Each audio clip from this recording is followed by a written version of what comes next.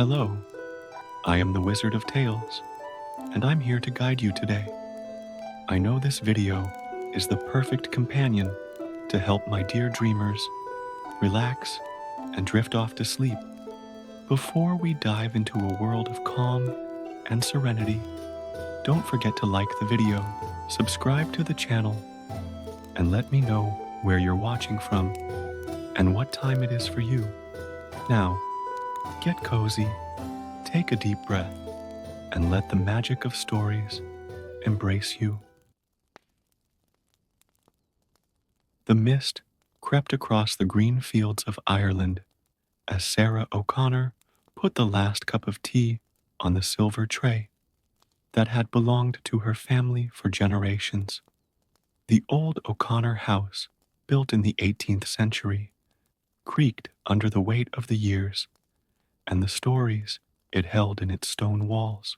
Sarah, a 23-year-old with flame-colored hair and eyes as green as the Irish hills, had returned to the family estate after 5 years studying in Dublin. The reason for her return was not the happiest. Her grandfather, Patrick O'Connor, was ill. The doctors had given him just a few weeks to live, and Sarah felt she had to be there for him in his last moments. Patrick wasn't just her grandfather. He was the guardian of old family traditions and the last living link to her late mother, who had died when Sarah was just 12. As she climbed the stairs to her grandfather's room, Sarah couldn't shake the feeling that something was different that morning. The air seemed thicker, charged with an invisible electricity that made the hairs on the back of her neck stand on end. The old tapestries on the walls seemed to whisper forgotten stories, and the wind blowing through the gaps in the windows produced a sound reminiscent of a distant lament. "How are you feeling today, Grandpa?" asked Sarah, entering the large room where Patrick lay in his canopy bed. The old man, still maintaining his dignified posture, smiled weakly at his granddaughter. "Ah, most or, you know the O'Connors are as tough as the stones in this house," he replied, his voice hoarse but still carrying the distinctive Irish country accent. "But I need to tell you something important. Sit here." Sarah placed the tray on the side table and sat on the edge of the bed. It was then that she noticed something peculiar. On the bedside table was an antique silver comb that she had never seen before. Her grandfather followed her gaze, and his expression became grave. "It was your grandmother who gave me this comb," Patrick explained.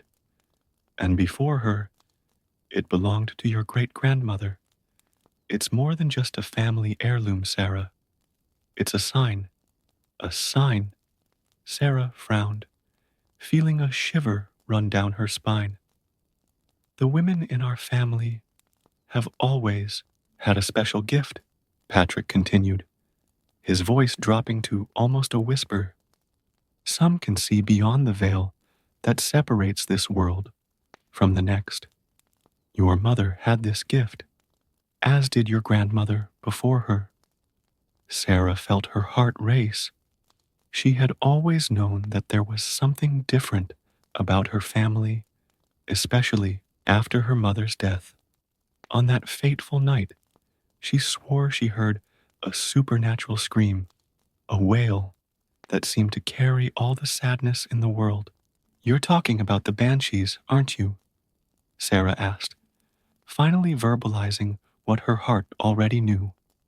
The old stories her mother used to tell her came back to her mind like a whirlwind. Patrick nodded slowly. "The Bean Sida are more than legends, Mo Store. They are the messengers between worlds, and some ancient families, like ours, share a special bond with them."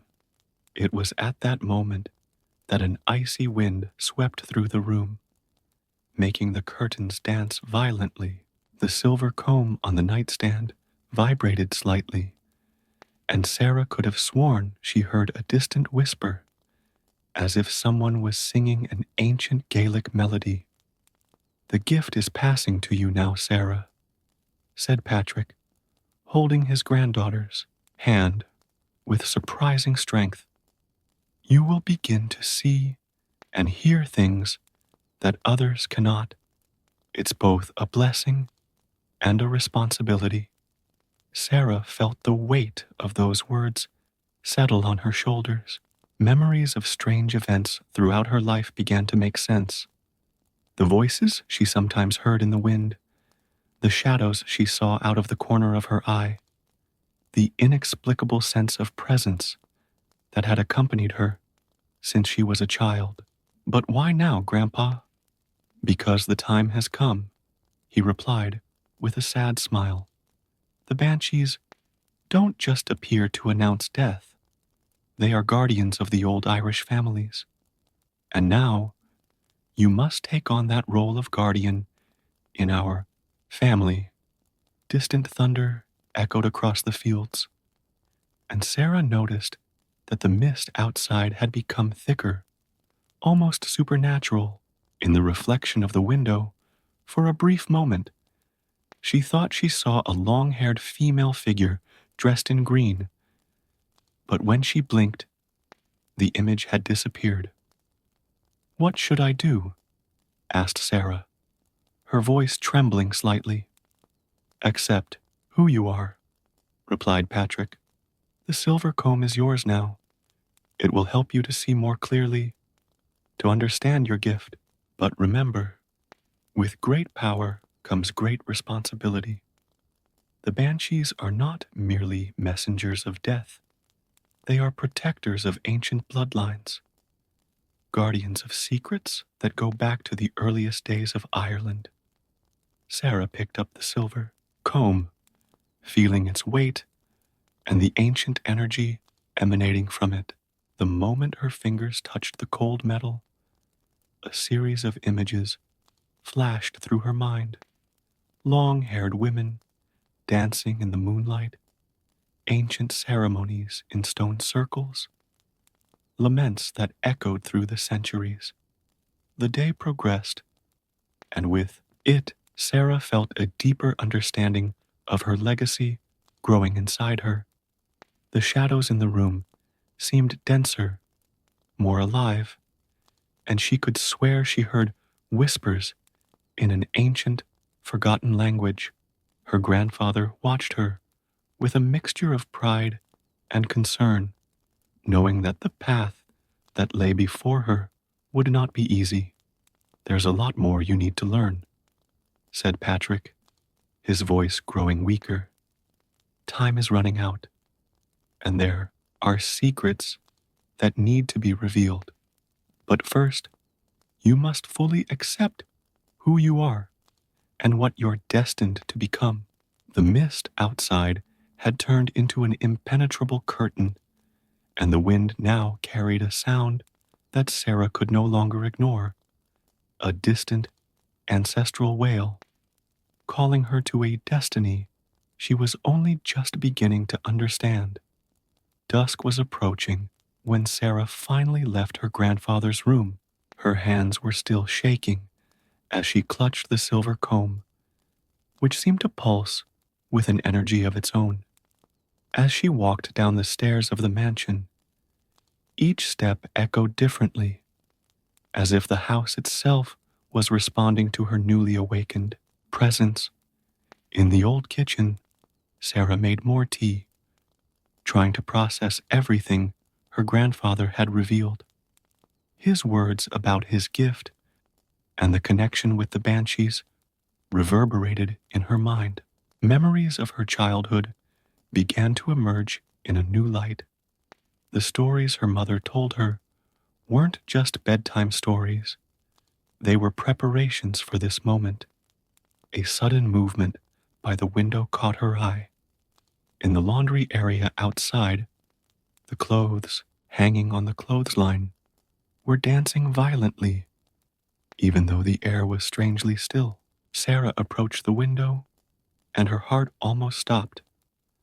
Between the white sheets, there was a female figure with long dark hair, dressed in shades of green, washing something that looked like a bloody garment. "It can't be," Sarah whispered, her hands clenching the windowsill. The figure slowly raised its head, its eyes meeting Sarah's. There was no malice in that look, just a deep, old sadness. The phone rang abruptly, breaking the moment. When Sarah looked out again, the figure had disappeared, leaving only the sheets swaying gently in the evening breeze. Her hands shook as she answered the phone. "Sarah, it's Dr. Murphy." The familiar voice of the family doctor sounded on the other end of the line. "I'm on my way to check on your grandfather. The latest tests have arrived, and we need to discuss a few things." "Of course, doctor," Sarah replied, trying to keep her voice steady. "I'll be waiting." After hanging up, Sarah climbed the stairs again, each step seeming heavier than the last. The silver comb in her pocket seemed to warm up, as if responding to something she couldn't yet fully understand. In the corridor leading to her grandfather's room, the family portraits on the walls seemed to be watching her more intensely. Sarah stopped in front of the photograph of her mother, taken a few months before her death. Now, with her new understanding, she could see something in her eyes that she had never noticed before, an ancient wisdom, a deep knowledge of things that existed beyond the veil of ordinary reality. "You knew, didn't you, Mom?" murmured Sarah to the portrait.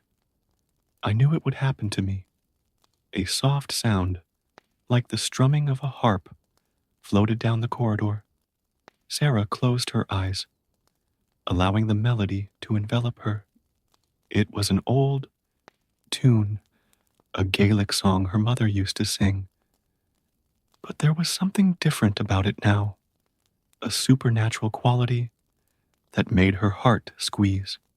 Dr. Murphy arrived shortly afterwards, carrying a folder full of tests and that professional air that masked concern. Sarah led her into her grandfather's room, noticing how the doctor shivered slightly as she entered. "It's colder in here today," commented Dr. Murphy, adjusting her coat. Sarah just nodded, knowing that the cold had nothing to do with the actual temperature of the room. While the doctor examined her grandfather, Sarah watched the shadows in the corners of the room, which seemed to move in impossible ways. "Sarah," called her grandfather after the examination, his voice weaker than before. "Open the top drawer of the dresser. There's something else you need to see." With trembling hands, Sarah opened the indicated drawer. Inside was an old book, bound in worn green leather, with Celtic symbols engraved on the cover. As she touched it, she felt the same energy emanating from the silver comb. "It's your grandmother's diary," Patrick explained.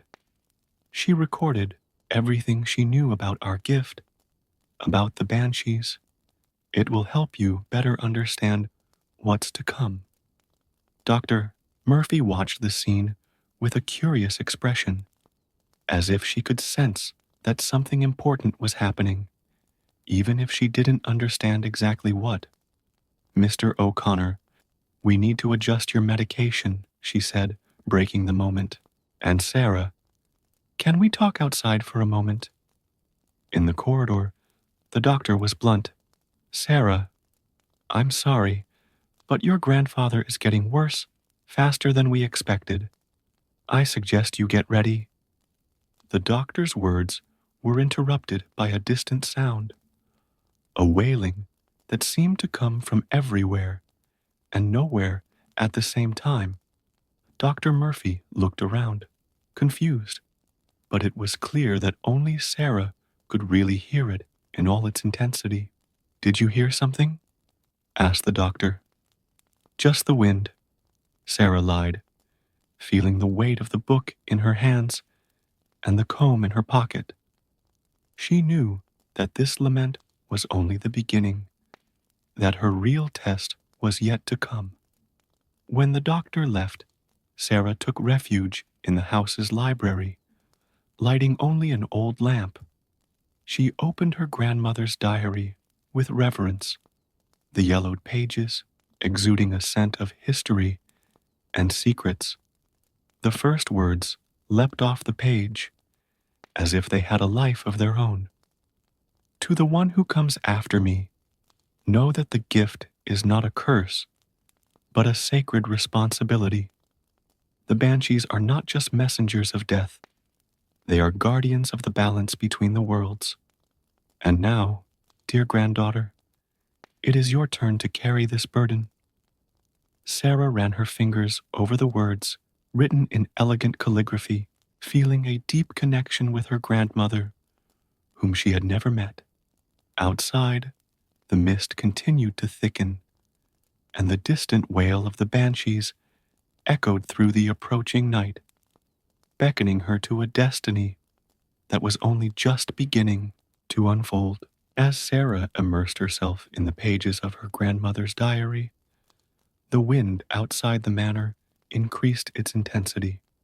The handwritten words revealed ancient secrets about the banshees and their connection to the O'Connor family. Each page turned brought with it a new understanding of the gift that now flowed through her veins. The banshees choose their confidants carefully. One passage read, "Not all the women in the family are chosen, only those with the strength to carry the burden of knowledge between the worlds." A sudden noise of breaking glass upstairs snapped Sarah out of her reading. Her heart raced when she realized it was coming from her grandfather's room. Running up the stairs, she found Patrick sitting on the edge of the bed, staring at the now broken window. "Grandpa, are you all right?" she asked, hurrying over to him. "They're coming in greater numbers," he replied, his voice carrying a serenity that contrasted with the situation. "The more noble we are in life, the more banshees accompany us on the passage." Sarah felt a shiver run down her spine as she noticed 3 ethereal figures outside the broken window, dressed in shades of green and white. Their long hair danced in the air as if they were underwater. Their faces, although beautiful, carried an ancient sadness. "Don't be afraid," said Patrick, holding his granddaughter's hand. "They are here to honor our family and to guide you in your new role." The silver comb in Sarah's pocket began to vibrate more intensely. When she took it out, she noticed that it shone with a light of its own, silver like moonlight. The banshees outside seemed to react to her presence, their wails becoming more melodious. "Use it," instructed Patrick. "The comb is a bridge between worlds. Through it, you'll be able to understand them better." With trembling hands, Sarah lifted the comb. The 3 figures floated closer to the broken window, their eyes fixed on the object. As Sarah ran the comb through her own red hair, a wave of sensations and images invaded her mind. She saw generations of O'Connor women before her, each carrying the same gift, the same burden. She saw her mother, young and radiant, talking to the same creatures who were now watching her. She saw her grandmother, writing in her journal, by candlelight, while shadows danced on the walls around her. "They have something to show you," said Patrick, his breathing becoming more labored. "Go with them, Mostor. Learn what you need to learn." As if responding to his words, one of the banshees extended her translucent hand through the broken window. Sarah hesitated for a moment, but something inside her knew that this was her destiny. She touched the creature's hand and felt herself being pulled into a different reality.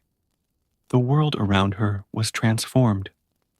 She was still in her grandfather's room, but it was like seeing through a veil of mist.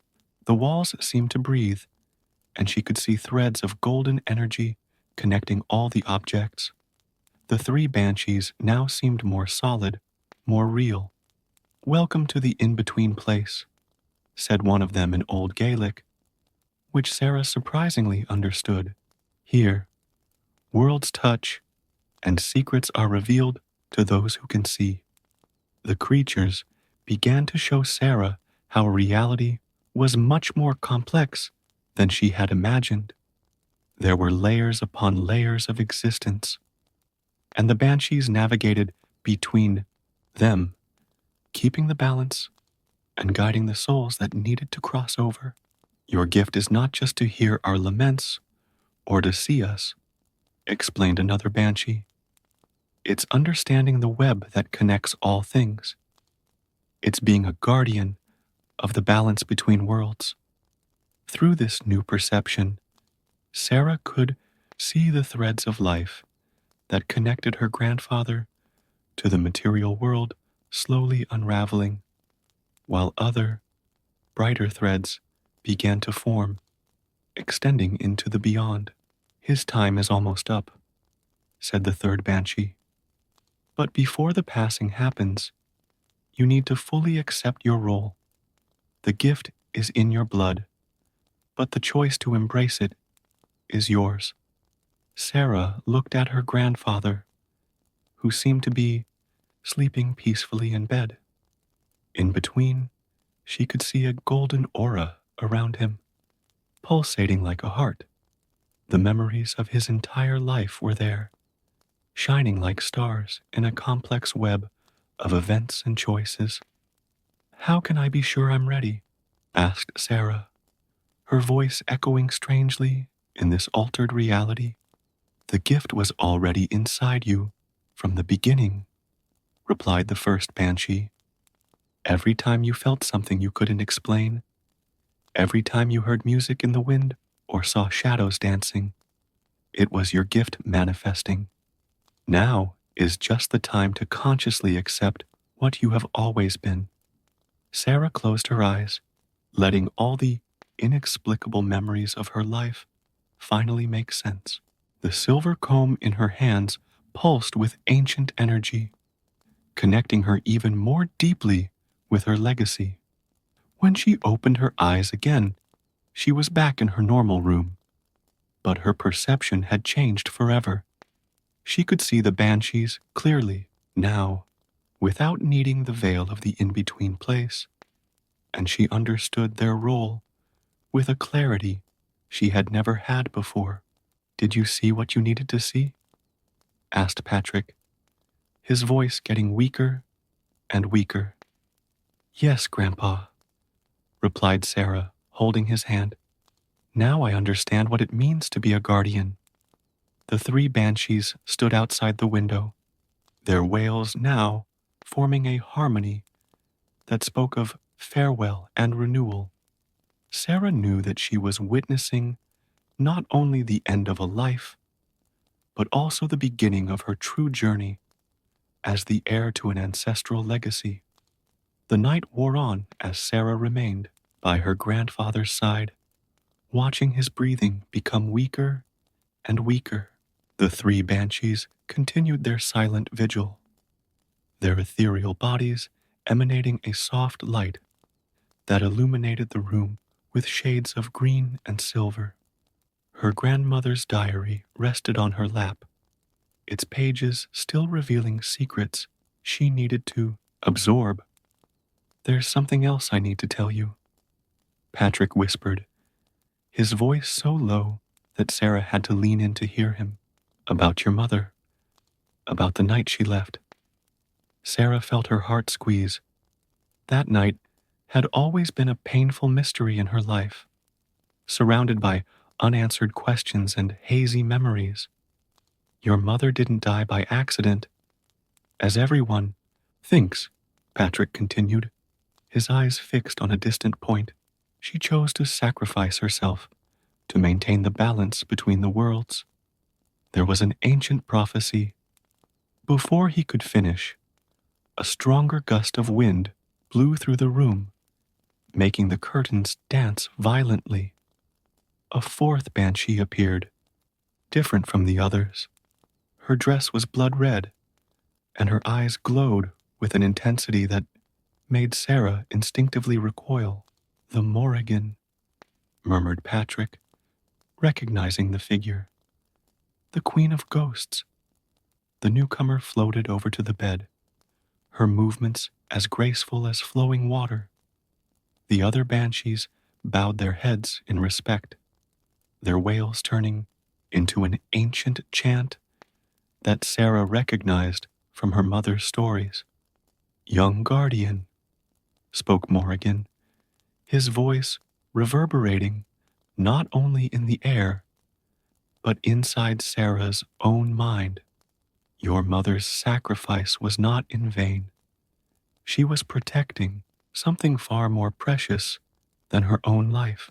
Sarah gripped the silver comb tighter, feeling it vibrate in tune with the presence of the powerful entity.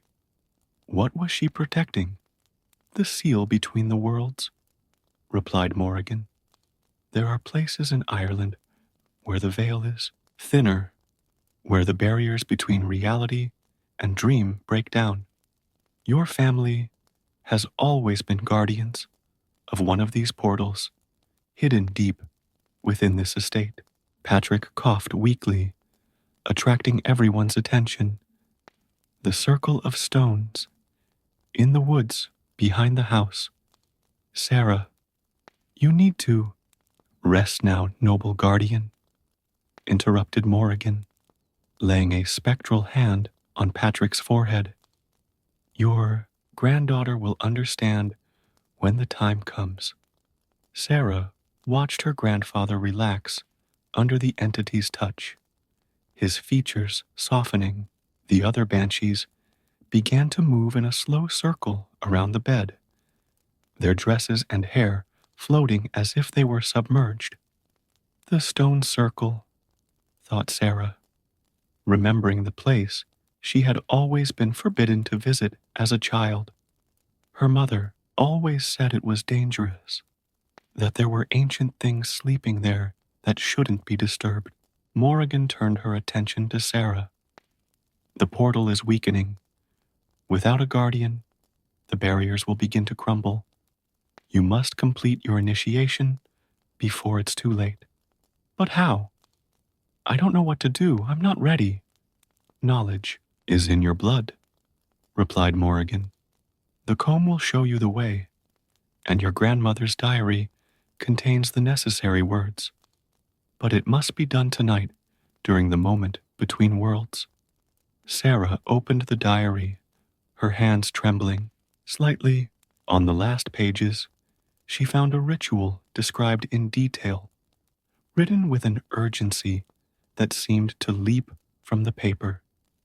It was an ancient ceremony, meant to seal the bond between a guardian and the forces she was meant to protect. You will have to choose, Morrigan said, just as your mother chose. Power comes with a price, always. The room began to spin slightly around Sarah, the walls seeming to breathe with a life of their own.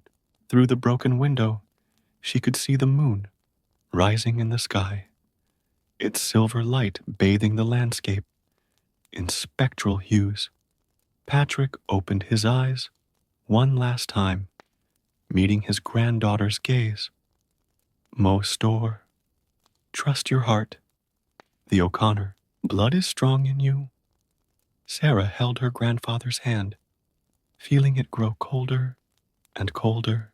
The banshees intensified their singing, creating a melody that seemed to weave through the very threads of reality. The Morrigan remained motionless, her ancient eyes fixed on Sarah, waiting for her decision. I need to get to the stone circle, Sarah said at last, standing up. Now, before it's too late, we'll guide you, replied Morrigan. But remember, once the ritual begins, it cannot be interrupted. The consequences would be devastating. Sarah leaned over and kissed her grandfather's forehead, feeling that it might be the last time she would see him alive. I love you, Grandpa. Rest in peace.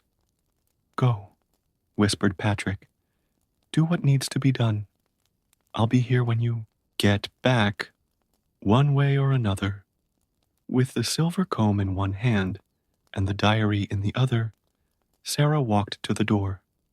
The banshees formed a silent procession behind her, their ethereal forms lighting the way.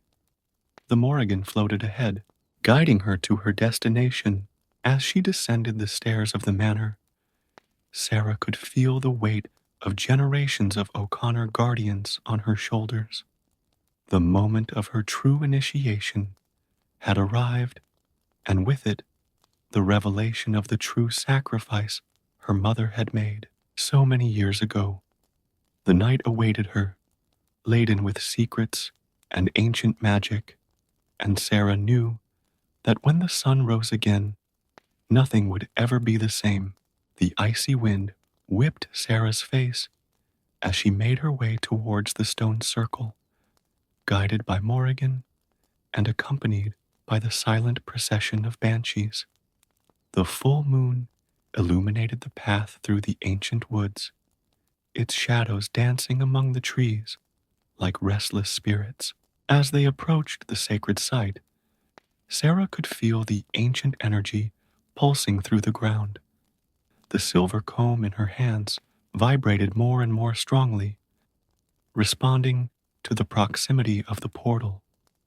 The pages of her grandmother's diary rustled without wind, as if the words written there wanted to break free from the paper. The circle was erected by the first O'Connors who came to these lands, he explained to Morrigan, his voice echoing in Sarah's mind. They recognized the power of the place and swore to protect it, establishing a lineage of guardians that endures to this day.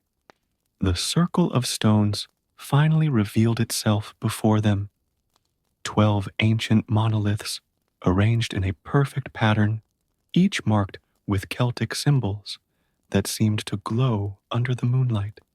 In the center, a 13th stone, smaller than the others, emerged from the ground like a finger pointing to the sky. This is where your mother made her choice, said Morrigan, hovering over the central stone. The portal was unstable, threatening to tear the veil between the worlds. She offered her own life force to seal it again. Sarah felt hot tears streaming down her face as she finally understood the true meaning of her mother's sacrifice. The memories of that fateful night began to clear in her mind. The supernatural scream she had heard was not a harbinger of death, but the sound of the portal being sealed with blood and magic.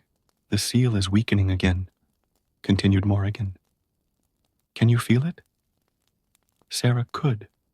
There was a vibration in the air, a subtle dissonance that made her teeth ache. Through her new perception, she could see ethereal fissures in the very fabric of reality, slowly growing like cracks in glass. The banshees took up positions around the circle, their wailing turning into an ancient chant that made the stones themselves resonate in harmony. Sarah opened her grandmother's diary to the ritual page, the ancient words glowing like fire on the page. Before you begin, she warned Morrigan, you must fully understand what is at stake. The portal needs a living guardian, anchored in both the material and spiritual worlds. If you accept this role, you will never be able to leave these lands again. You will be bound to this place until another guardian takes your place. Sarah thought about her life in Dublin, the plans she had made, the dreams she had nurtured. It all seemed so distant now, so insignificant in the face of the responsibility that lay before her. The silver comb pulsed in her hands, and through it, Sarah felt the presence of all the guardians who had come before her mother, her grandmother, and all the other O'Connor women who had dedicated their lives to protecting the balance between the worlds. I accept, Sarah said, her voice firm despite the fear she felt. With her hands trembling slightly, she began to read the words of the ritual, her voice blending with the singing of the banshees. The ancient Gaelic flowed from her lips as if she had spoken it all her life, each syllable charged with power and purpose. As the ritual progressed, Sarah could feel a change taking place inside her. It was as if every cell in her body was being rewritten, attuned to the ancient forces that permeated the stone circle. The silver comb in her hands began to glow with a light so intense that it seemed to be made of liquid stars. Morrigan floated over to her, his eyes burning like coals. The crucial moment is approaching. The portal must be sealed with blood and will. Sarah knew what she had to do. With the silver comb, she made a small cut in her palm, letting her blood drip onto the central stone. The drops seemed alive, snaking through the ancient symbols carved into the rock.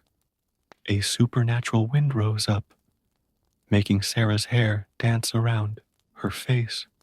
The cracks in reality began to close, sewn shut by the power of her voluntary sacrifice. Through her new perception, she could see the golden threads of energy intertwining, restoring the integrity of the veil between the worlds.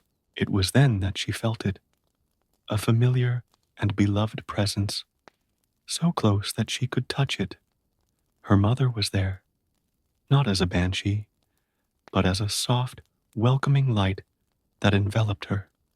You have chosen well, Mostor, whispered her mother's voice in her heart. The circle is complete once again. The ritual came to an end with one last verse spoken in unison by Sarah and the banshees. The light from the silver comb gradually dimmed, but Sarah could sense that something fundamental had changed. She was now connected not just to the circle of stones, but to the whole earth around her. Every tree, every stone, every drop of dew. Morrigan inclined her head in acknowledgement. It is done. You are now the gatekeeper, Sarah O'Connor. May your vigil be long, and your heart remain strong. The first lights of dawn were beginning to tint the horizon when Sarah felt it, the exact moment her grandfather left this world. The banshees raised their voices in a final lament, not of sadness, but of celebration for a life well lived and a duty fulfilled to the end.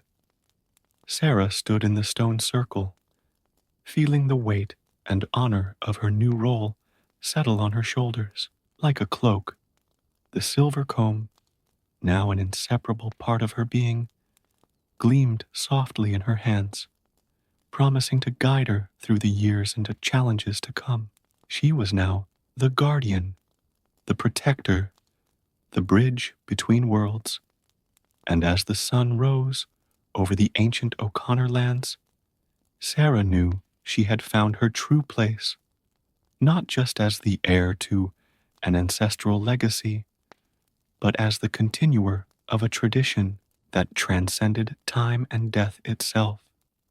The wind blew gently across the stone circle, carrying with it the echoes of ancient songs and renewed promises. as a new guardian took up her post in the eternal vigil between the worlds.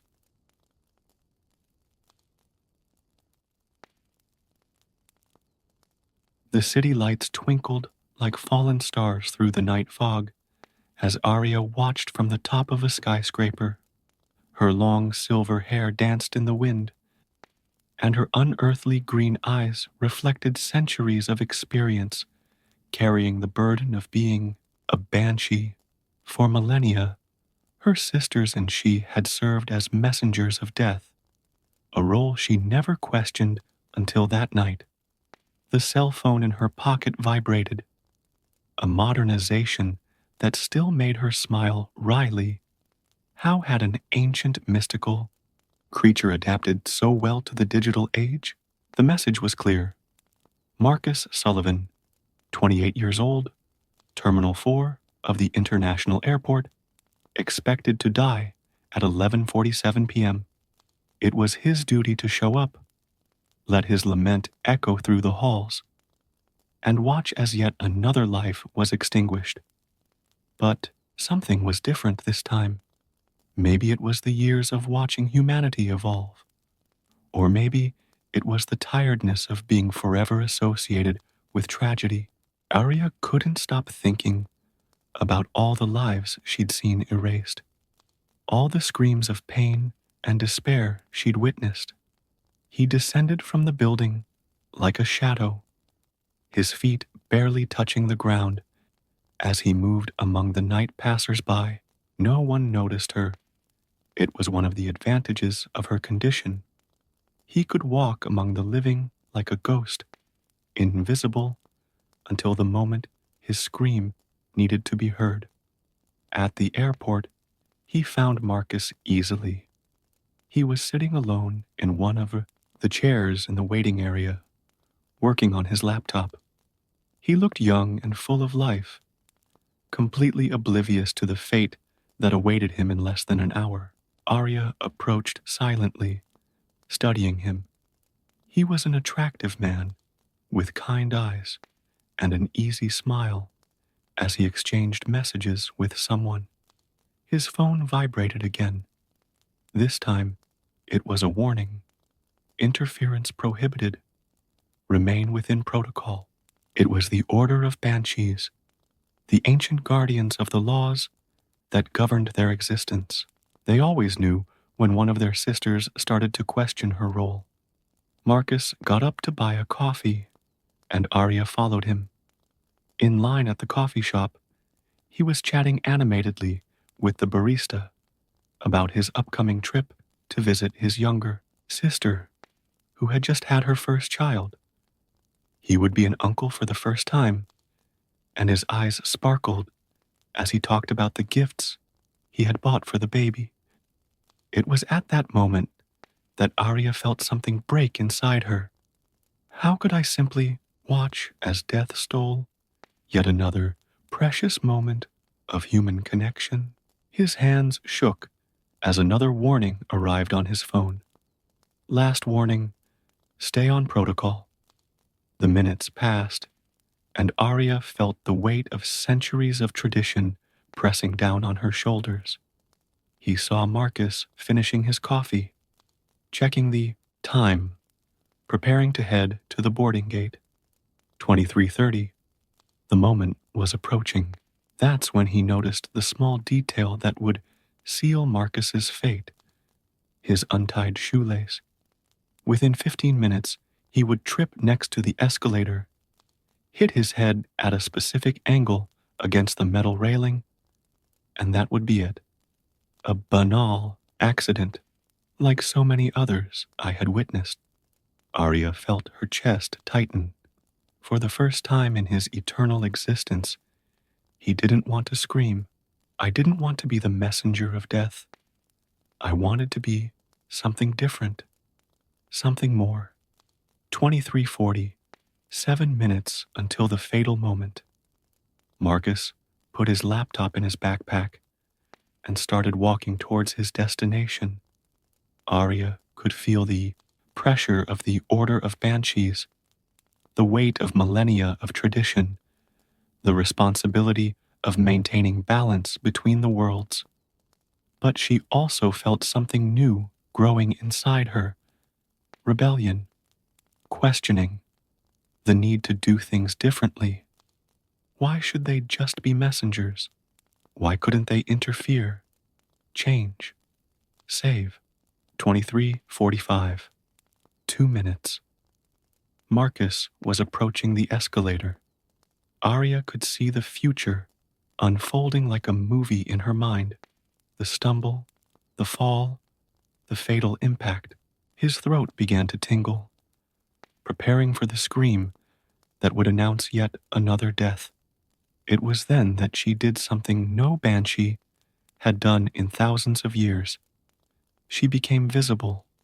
"Your shoelace is untied," he said softly, his melodious voice carrying a tone of urgency that made Marcus stop instantly. Time seemed to freeze. Marcus looked down, smiled gratefully, and bent down to tie his shoelaces. The fatal moment passed. Destiny was changed, and Arya felt the world tremble slightly beneath her feet. At the same moment, he felt the presence of his banshee's sisters manifesting themselves around him, invisible but furious. The air became thick with her disapproval, and Arya knew she had crossed a line from which there was no return. He had defied the oldest laws of his species, and the consequences would be severe. Marcus continued on his way, alive and oblivious to the supernatural drama unfolding around him. Arya stood still, watching him walk away, feeling the weight of her decision and the ripples of change it had unleashed into the fabric of reality. His phone vibrated one last time. The message was different now. "Council convened. Your presence is requested."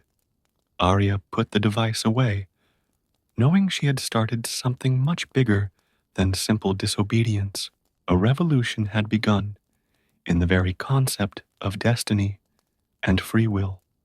As the airport continued its nightly routine, Arya contemplated the path she had chosen. It wouldn't be easy, but for the first time in his long existence, he felt like he was doing something truly meaningful. The world would change, and she would be the catalyst for that change.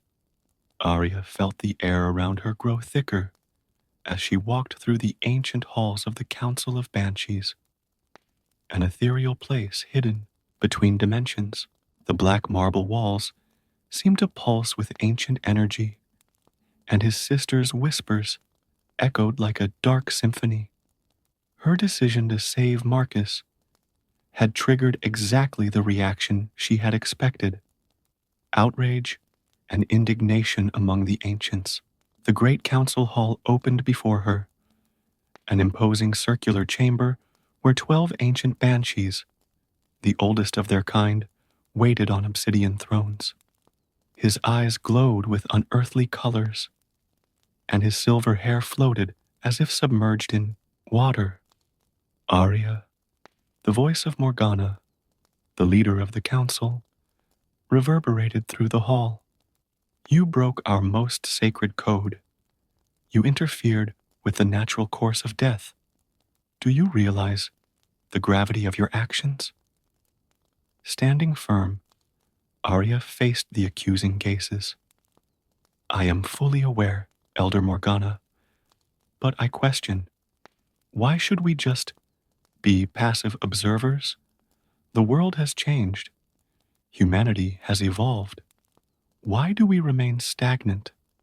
A murmur of disapproval ran through the room. Shoban, another elder known for her strictness, stood up. "Our role is to maintain balance. Each life has its own time. By saving this mortal, you may have triggered consequences that you cannot even imagine. Or perhaps it opened our eyes to possibilities we refused to see. A soft voice spoke up. It was Lyra, the youngest of the elders, known for her progressive views. For centuries, I have watched as we have become mere spectators of tragedy. Perhaps Arya is showing us a new path. The debate heated up in the hall. Some banshees defended tradition fervently, while others, especially younger ones, showed curiosity about the possibilities for change. Arya remained silent, watching as her small rebellion had torn the council in half. Silence, Morgana ordered, her voice carrying the weight of millennia. Arya, do you understand that your actions have consequences? The death you prevented needs to be balanced. The universe demands balance. It was then that Arya felt it. A disturbance in the web of destiny. His phone buzzed with a new notification. Imbalance detected. Multiple deaths imminent. Location, Central Hospital. His heart froze as he realized the implications. See what you did? Siobhan accused. By saving one life, he condemned others. Death always takes its toll. Arya did not wait for the trial to continue. He materialized instantly at the Central Hospital, where chaos ensued. A fire had started in the emergency ward, and panic spread through the corridors. He could feel death approaching multiple lives simultaneously as she moved through the hospital. Invisible among doctors and panicked patients, Arya noticed something different. Other banshees were beginning to appear. They were his younger sisters, the ones who had shown sympathy for his cause in the council. They had also decided to break the rules. We can't let this happen, said Fiona, a red-haired banshee who had always secretly admired Arya's courage. If we are going to change, let it be now. Together, they began to act. They became visible momentarily to guide people to emergency exits, whispered life-saving warnings, moved objects to create escape paths. Every little interference was an affront to the old laws, but also an affirmation of a new purpose. The air was thick with smoke and screams when Arya found a nurse trying to evacuate the pediatric ward. Without hesitation, he made himself visible and helped carry children to safety. In the process, he saw his reflection in a window. His eyes, once green, now glowed with a golden hue, a physical change that reflected his inner transformation. The council elders appeared at the hospital, their imposing presences filled with fury and disapproval. But something unexpected happened. Upon seeing their younger sisters actively saving lives, some of them hesitated. Lyra was the first to join the rescue effort, followed by others who began to question centuries of tradition. When the last person was removed from the burning hospital, Arya found herself face to face with Morgana again. The old woman watched her with a complex expression, mixing disapproval and a hint of reluctant admiration. You started something that cannot be undone, Morgana declared. The balance between life and death, which we have maintained for millennia, is changing. Arya nodded, feeling the weight and release of her actions. Maybe it's time for us to evolve, to be more than messengers of death. We can be guardians of balance in a different way. A group of her sisters gathered around her, both young and old, united by the transformative experience of that night. The old world of the banshees was changing, and there was no turning back. The question now was, where would they go from there? As fire engine sirens echoed in the distance, and smoke cleared into the night sky, Arya looked at her sisters and saw not only allies in their rebellion, but partners in a new journey. Destiny and free will had become intertwined in a unique way, and they were at the center of this transformation. The consequences of Arya's rebellion spread like ripples on a still lake, affecting not only the world of banshees, but also the delicate balance between life and death. In the days following the hospital incident, a new system began to emerge, with banshees young and old working together to redefine their role in the modern world. Arya walked through the halls of the Isha's new transition center, a space created between dimensions where banshees now gathered to discuss specific cases. The place blended the council's ancient architecture with contemporary elements. Holographic screens displayed information about future events, while ancient tapestries told the story of their species. "We have a complex situation," announced Lyra, now coordinator of the new selective intervention program. "A train accident is predicted for tomorrow. 57 lives at risk." Arya studied the holographic projections that showed multiple possible scenarios. Her sisters had discovered that by intervening strategically, they could minimize losses without causing catastrophic imbalances like the hospital incident. "The challenge will be to maintain balance," pondered Fiona, who had become one of the group's main strategists. "We can't save everyone, but we can reduce the impact." As they discussed the possibilities, Arya noticed a familiar presence. Marcus Sullivan, the man she had saved at the airport, appeared on one of the screens. Her act of saving him had created a sort of invisible connection, allowing her to monitor him occasionally. He was on the train destined for the accident. "That's interesting," observed Morgana, who had accepted an advisory role in the new order. "The man who started all this change is once again at the center of a critical event. Maybe it's no coincidence." Arya felt a tightness in her chest. There was something bigger at work, a web of interconnected destinies that she was just beginning to understand. "We need a new approach," he declared. "We can't just choose who lives or dies. We need to understand the larger pattern."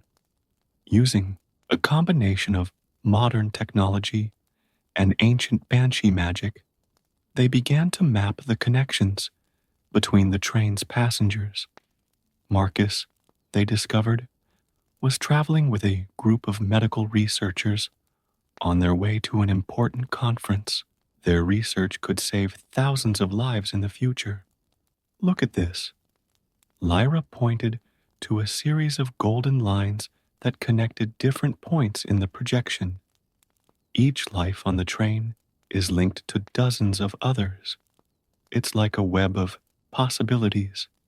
The younger banshees began to propose different intervention strategies, while the older banshees contributed their centuries-old wisdom about the patterns of death.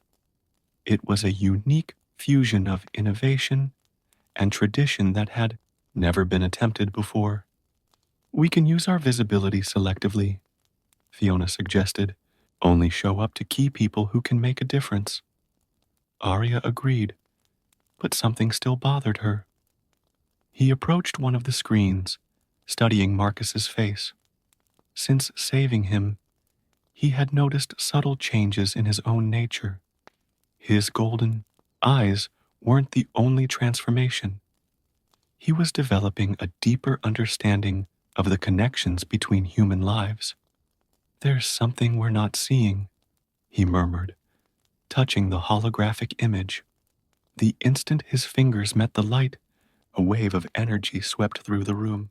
The projections shook, and for a moment, all the banshees present saw something extraordinary. a complete web of fates, not just of the train's passengers, but of all the lives connected to them. Impressive, Morgana whispered, her ancient eyes widening at the revelation. Our abilities are evolving. We are no longer just messengers of death.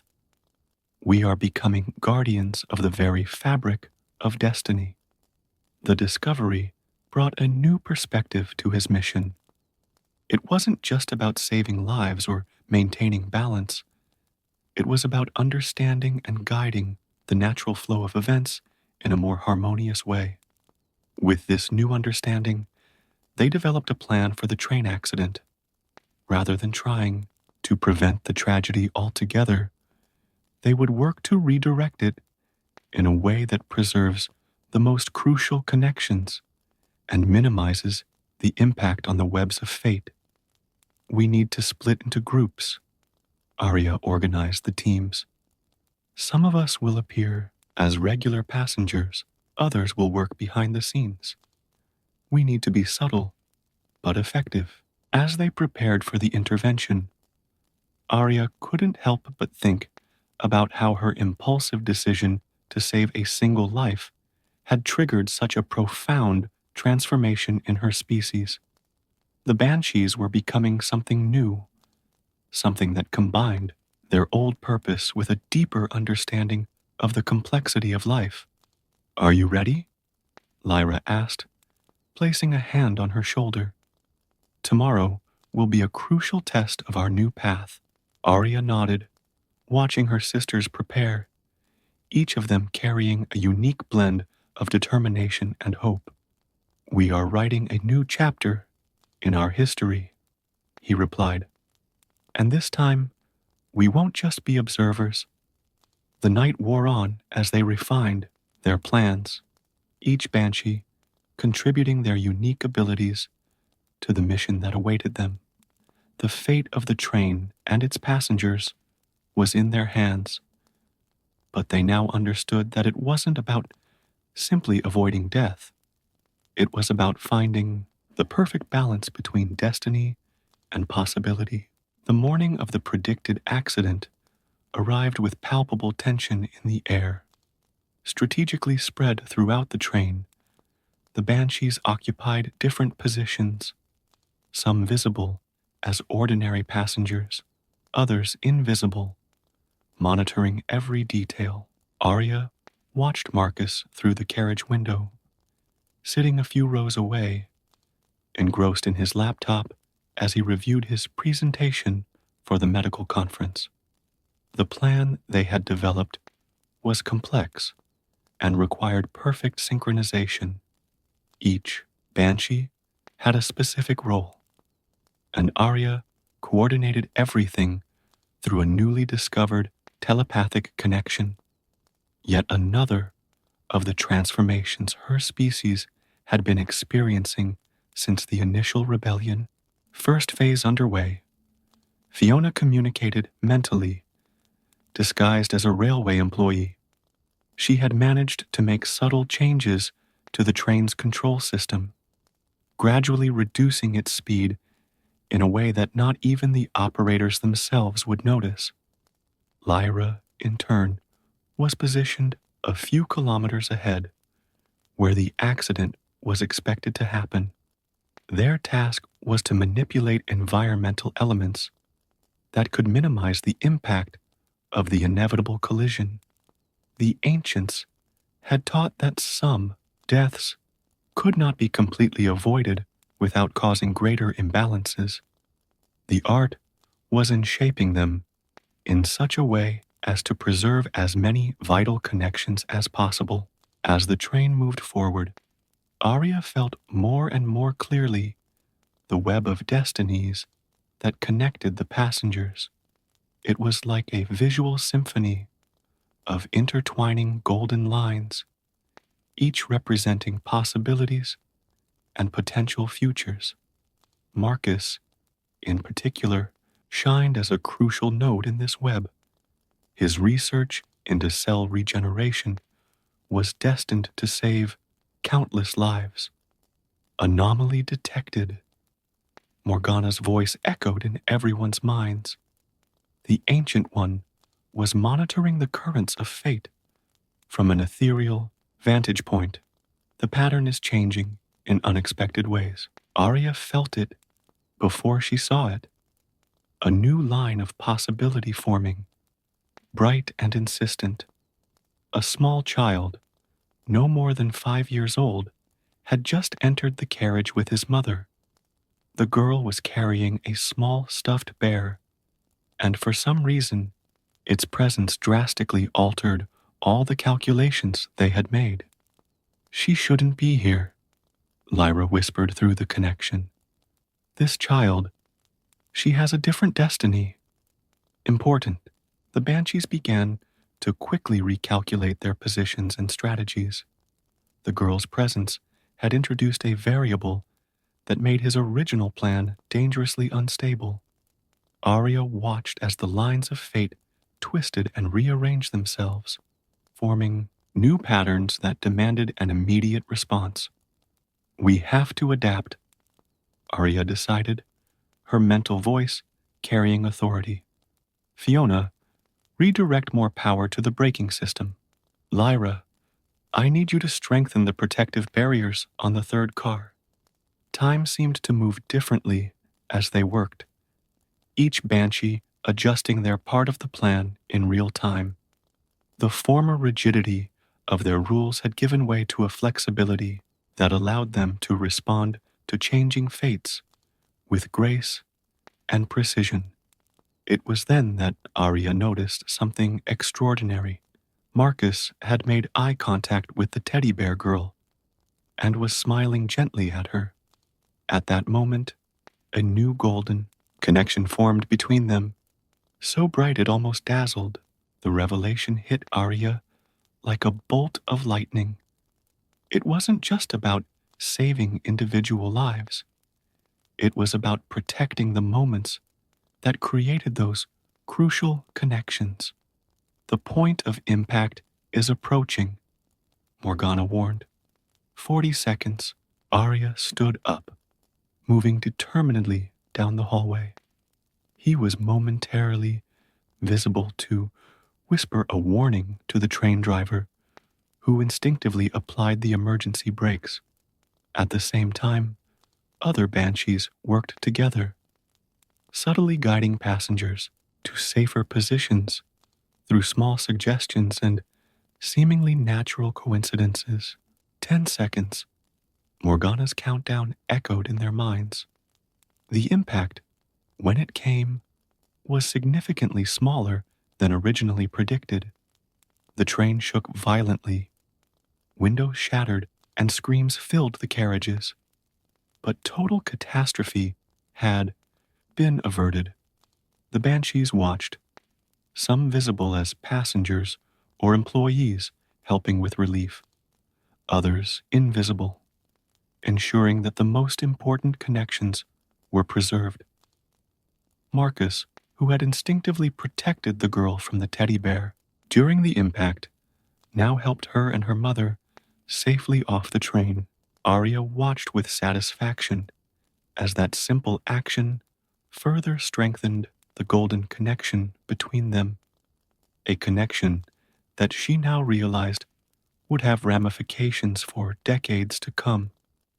The balance has been maintained, Morgana declared, her voice carrying a mixture of relief and admiration, and in a way we never imagined possible.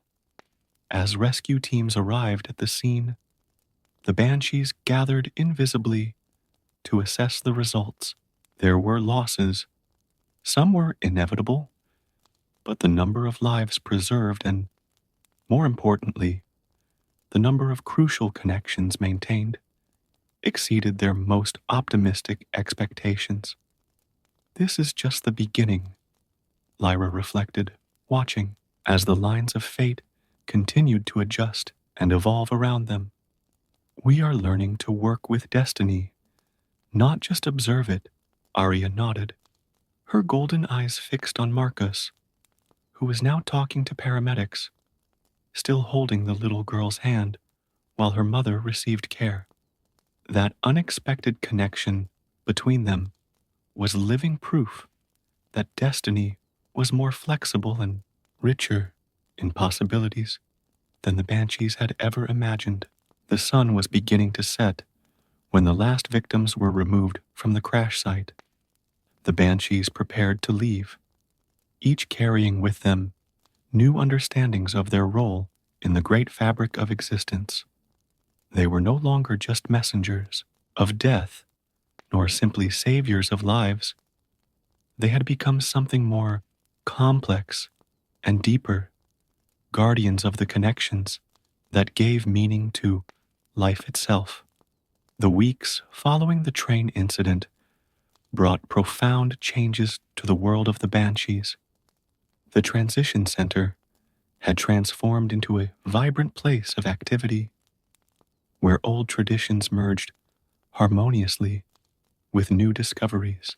Arya, watching her sister's constant movement through the hallways, realized that her little rebellion had grown into something much bigger than she had ever imagined. On a particularly busy morning, Lyra arrived with intriguing news. The little girl on the train, who they discovered was called Sophie, had developed a unique sensitivity. She could see the banshees even when they were invisible. More than that, she seemed to instinctively understand the golden connections that bound people together. It's like she's a bridge between our worlds, Lyra explained, projecting holographic images that showed Sophie interacting with the Fate, lines in a similar way to the banshees. And it's not the only one. We're finding more humans with similar abilities. Arya wasn't entirely surprised. Since they began to interfere more actively in the fabric of destiny, they had noticed subtle changes in human consciousness. Marcus, for example, although he could not see the banshees clearly, had developed an extraordinary intuition for critical moments. The veil between our worlds is becoming thinner, observed Morgana, who had become a respected mentor in the New Order. Maybe it's a natural part of evolution, both theirs and ours. The Transition Center now housed a new wing dedicated to the study of these emerging connections. Younger banshees worked side by side with the older ones, developing ways to train and guide sentient humans like Sophie. It was delicate work that required a perfect balance between revelation and protection. During one of these study sessions, Arya received an alert on her phone, a different notification than the old impending death messages. It was a complex pattern of connections forming, centered on a local hospital. Interestingly, both Marcus and Sophie were involved. We need to look into this, Arya decided, gathering a small team that included Fiona and Lyra. Upon arriving at the hospital, they found an extraordinary scene. Marcus was presenting the results of his research into cell regeneration, and Sophie, who was there for a routine checkup, had inexplicably wandered into the conference room. The golden lines of fate danced around them with an intensity Arya had never witnessed. Marcus's research, unconsciously influenced by his experience on the train, had taken an unexpected direction. He was developing a treatment that combined conventional medicine with an almost intuitive understanding of the human body. It's like he's tapped into something bigger, Fiona whispered, watching the connections intertwine. Something that has always been there, but that we are only now beginning to understand. Sophie, sitting quietly in the back of the room, drew patterns in her notebook that strikingly resembled the webs of fate that the banshees could see. Her stuffed bear, the same one from the day of the accident, rested on her lap like a kind of anchor between worlds. It was at that moment that Arya fully understood the impact of her initial decision to save Marcus.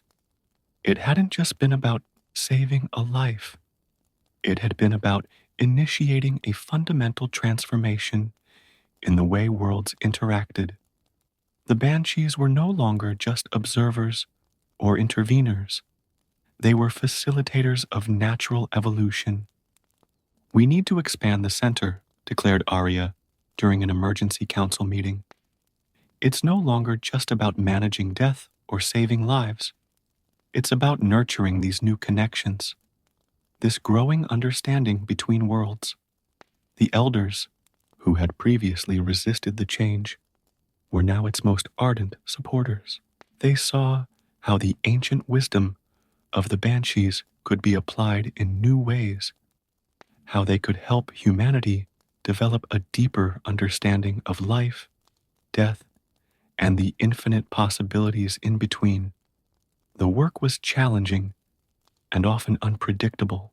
Each new connection that was formed, each human that developed special sensitivities, brought with it unique questions that needed to be carefully considered. But the banshees had learned to embrace uncertainty, to see change as opportunities for growth. On a quiet afternoon, Arya found Sophie in the hospital garden, where the girl often went after her therapy sessions. She was drawing again, and her drawings showed a surprising understanding of the connections that tied all things together. You see them too, don't you? Sophie asked, without looking up from her drawing. The golden lines that connect people. Arya smiled, sitting down next to her. Yes, I see.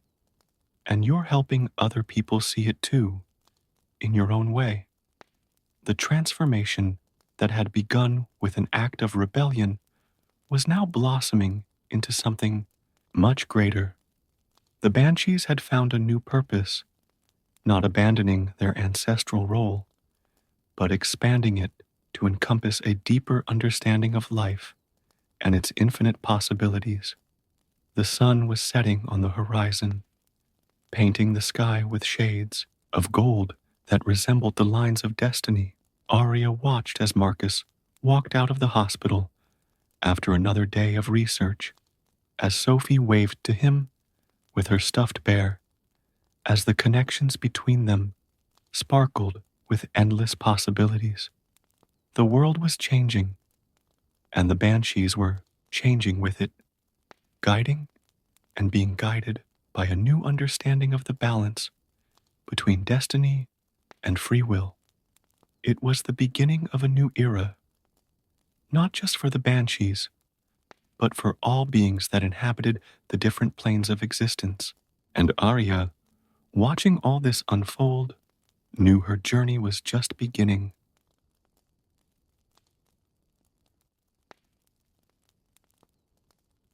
The sun was slowly setting over the small coastal town of Shimanami, painting the sky with orange hues that were reflected in the calm waters of the Mizugawa River. Yuki Tanaka, a 12-year-old girl with black hair in a messy ponytail, sat by the river, throwing pebbles into the water as she watched the last fishermen gather their nets.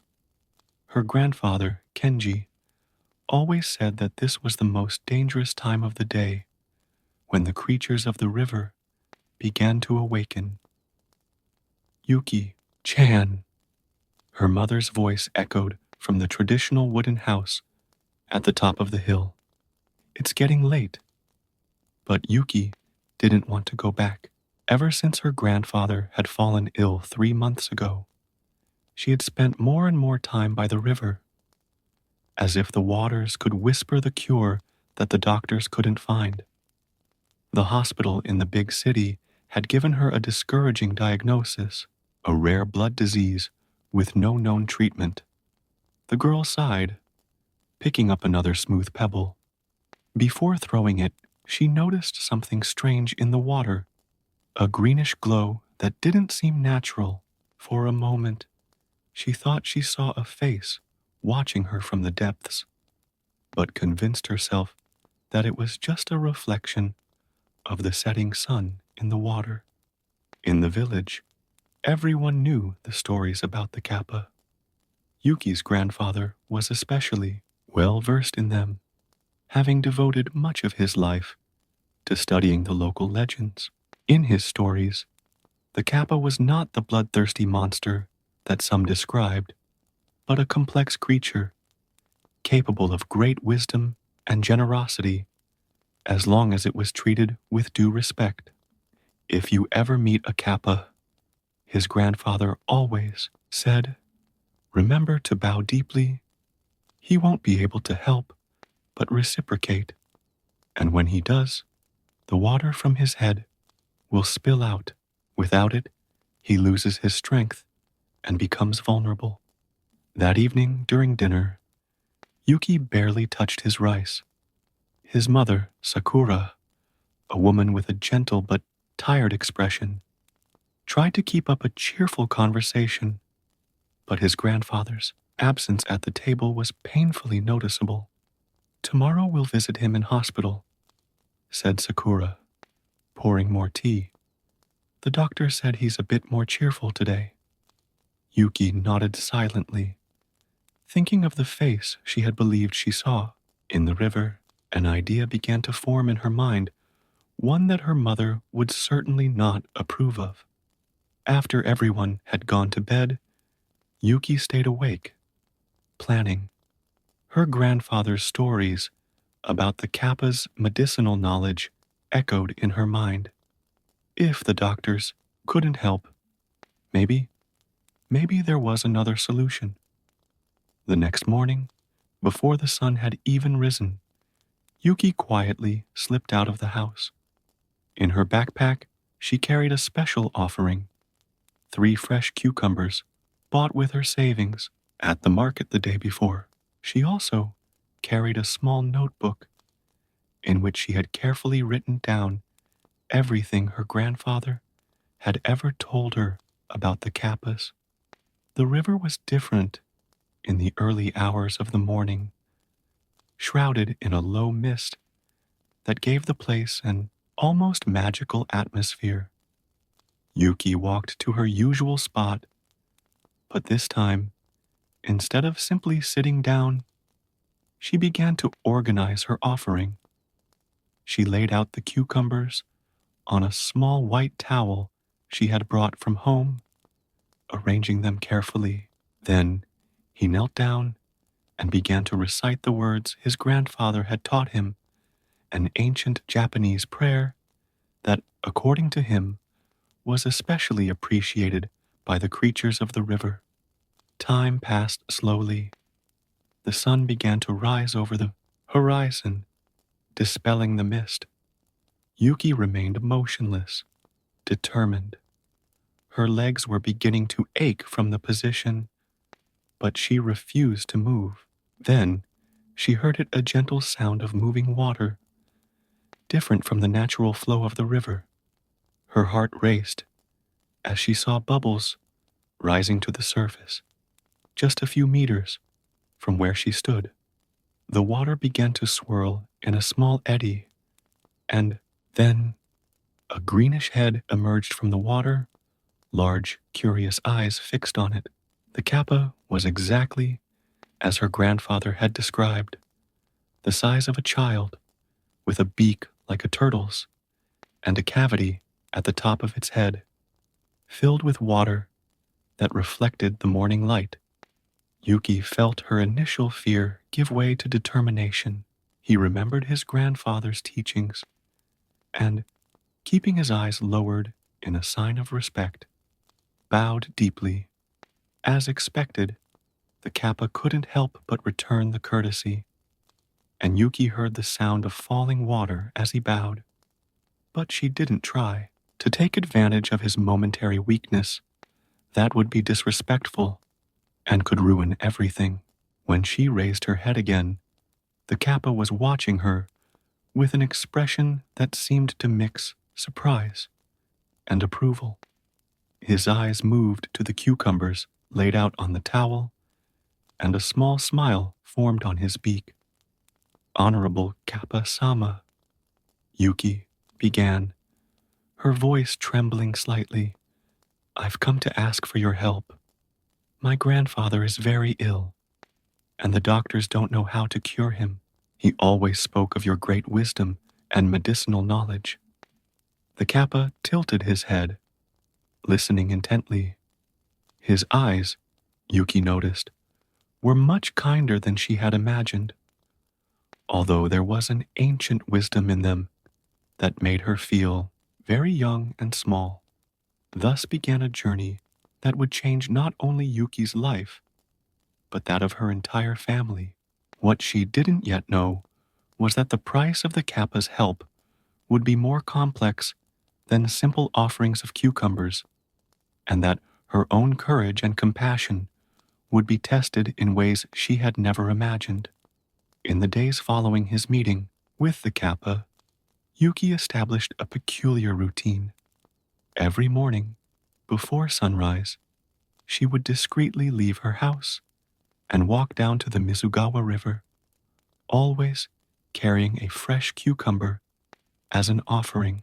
The Kappa, who she now knew was called Mizuki, would appear punctually, emerging from the waters with his characteristic aquatic grace. During these early morning visits, Mizuki began to teach Yuki about the healing properties of the plants that grew on the banks of the river.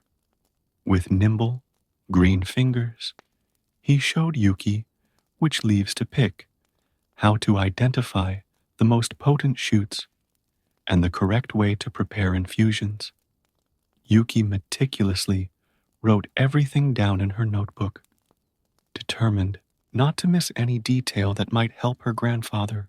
Plants talk to us, explained Mizuki in her soft, melodious voice, which resembled the sound of running water. But few humans still know how to listen. One particularly important morning, Mizuki revealed something that made Yuki's heart leap. There was a rare plant with extraordinary properties that could help her grandfather.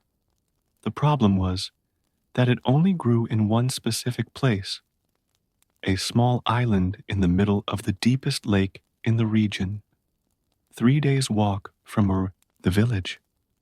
It's not an easy journey, warned Mizuki, her eyes reflecting genuine concern, and the plant only blooms during the full moon, which will be in 5 days. Yuki felt the weight of responsibility on her shoulders. She would have to find a way to make this journey without her mother finding out. In addition, there were the dangers along the way. The lake was known for its treacherous waters and not always friendly creatures. At home, Sakura began to notice subtle changes in her daughter.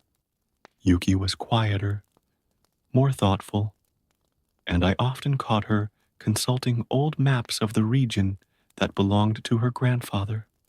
One afternoon, while Yuki was absent-mindedly organizing her backpack with supplies, her mother entered the room unannounced. "What are you planning, Yuki-chan?" asked Sakura, her voice a mixture of curiosity and concern.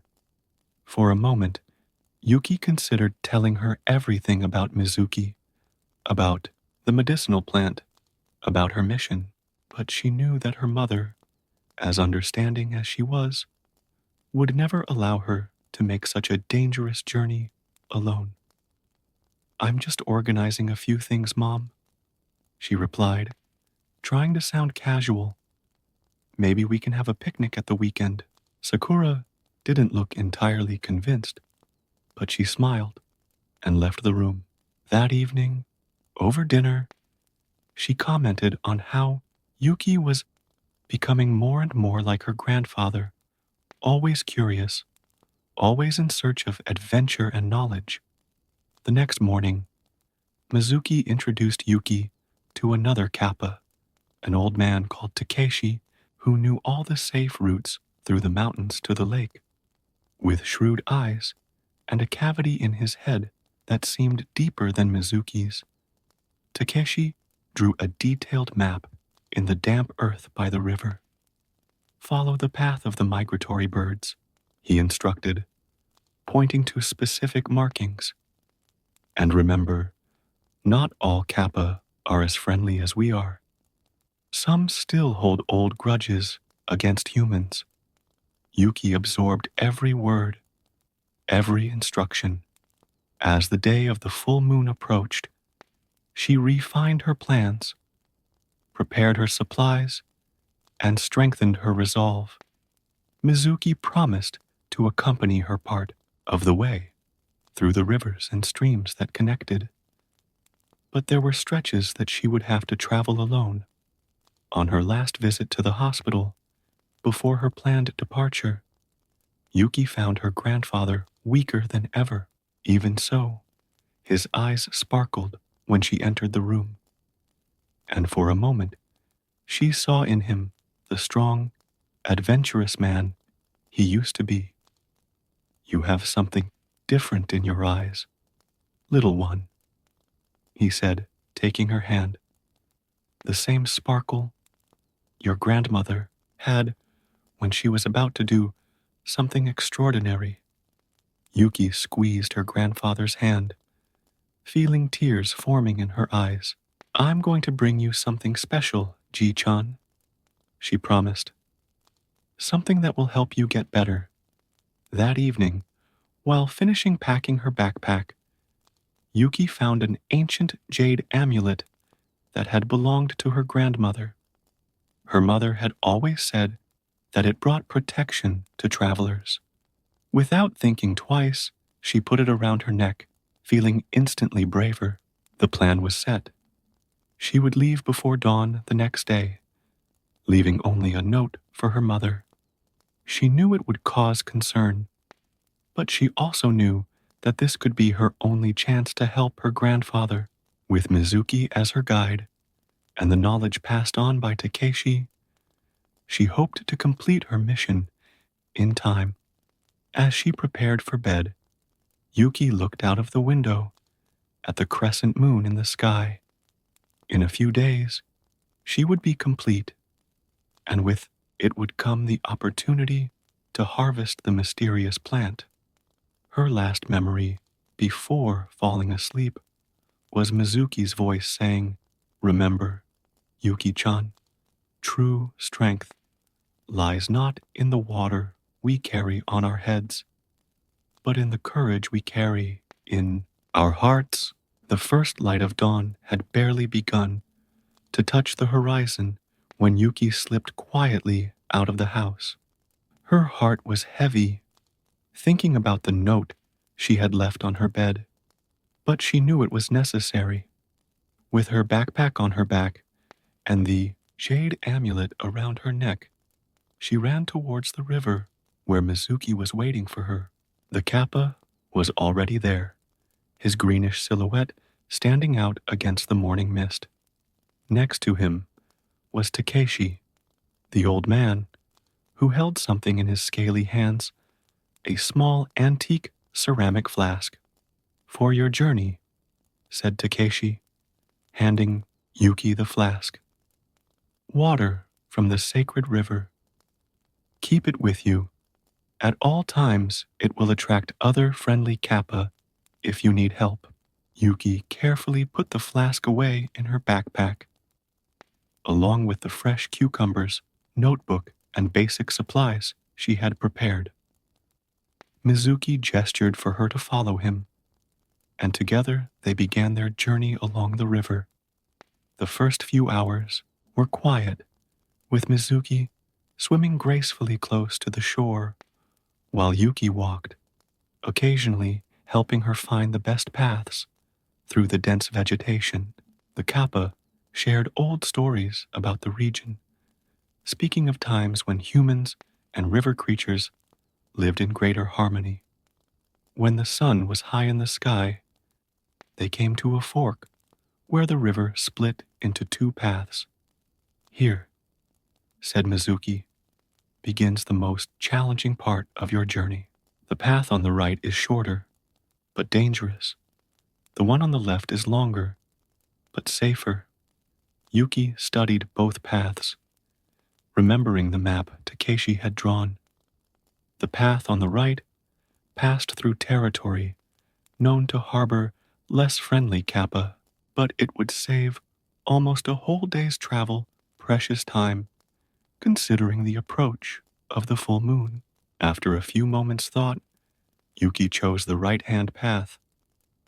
I can't afford to waste time, she explained to Mizuki, who nodded with a mixture of concern and approval. Then I should warn you, he said, that on this stretch of river live the Kaiko brothers, 3 kappa known for their explosive temper.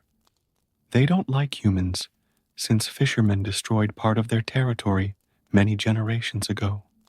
Yuki swallowed, but remained firm in her decision.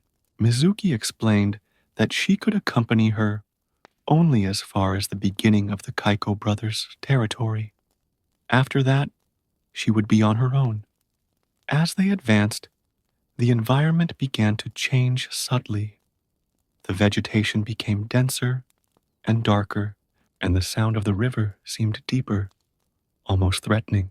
Yuki noticed strange markings on the tree's symbols that looked like they had been made with sharp claws. They're warnings, explained Mizuki. Territorial markings from the Kaiko brothers. When they reached the point where Mizuki was supposed to leave her, he held Yuki's hand for a moment. Remember what you've learned. Courtesy and respect are your best weapons. And don't forget, the holy water, use it wisely. With one last look of encouragement, Mizuki dived into the water, leaving Yuki alone. For the first time since the start of their journey, she adjusted her backpack on her shoulders and continued walking, her fingers unconsciously touching the jade amulet around her neck, the first sign that she had entered the Kaiko brothers' territory came in the form of a sudden, unnatural silence. The birds stopped singing, and even the sound of the river seemed muffled. Yuki stayed alert, remembering her grandfather's teachings on how to deal with river creatures. It wasn't long before she realized she was being watched. Greenish reflections in the water, quick movements in the corner of her vision. The Kaiko brothers were testing her, evaluating her before revealing themselves. Yuki decided to stop in a small clearing near the river. With deliberate and respectful movements, she removed 3 cucumbers from her backpack and carefully arranged them on a flat stone at the water's edge. Then she knelt down and began to recite the ancient prayer her grandfather had taught her. For a few moments, nothing happened. Then 3 greenish heads emerged simultaneously from the water, the Kaiko brothers. They were larger than Mizuki, with harsher expressions and old scars on their scaly skins. A human child in our territory, said the largest of them, his voice as deep as distant thunder. What gall is that?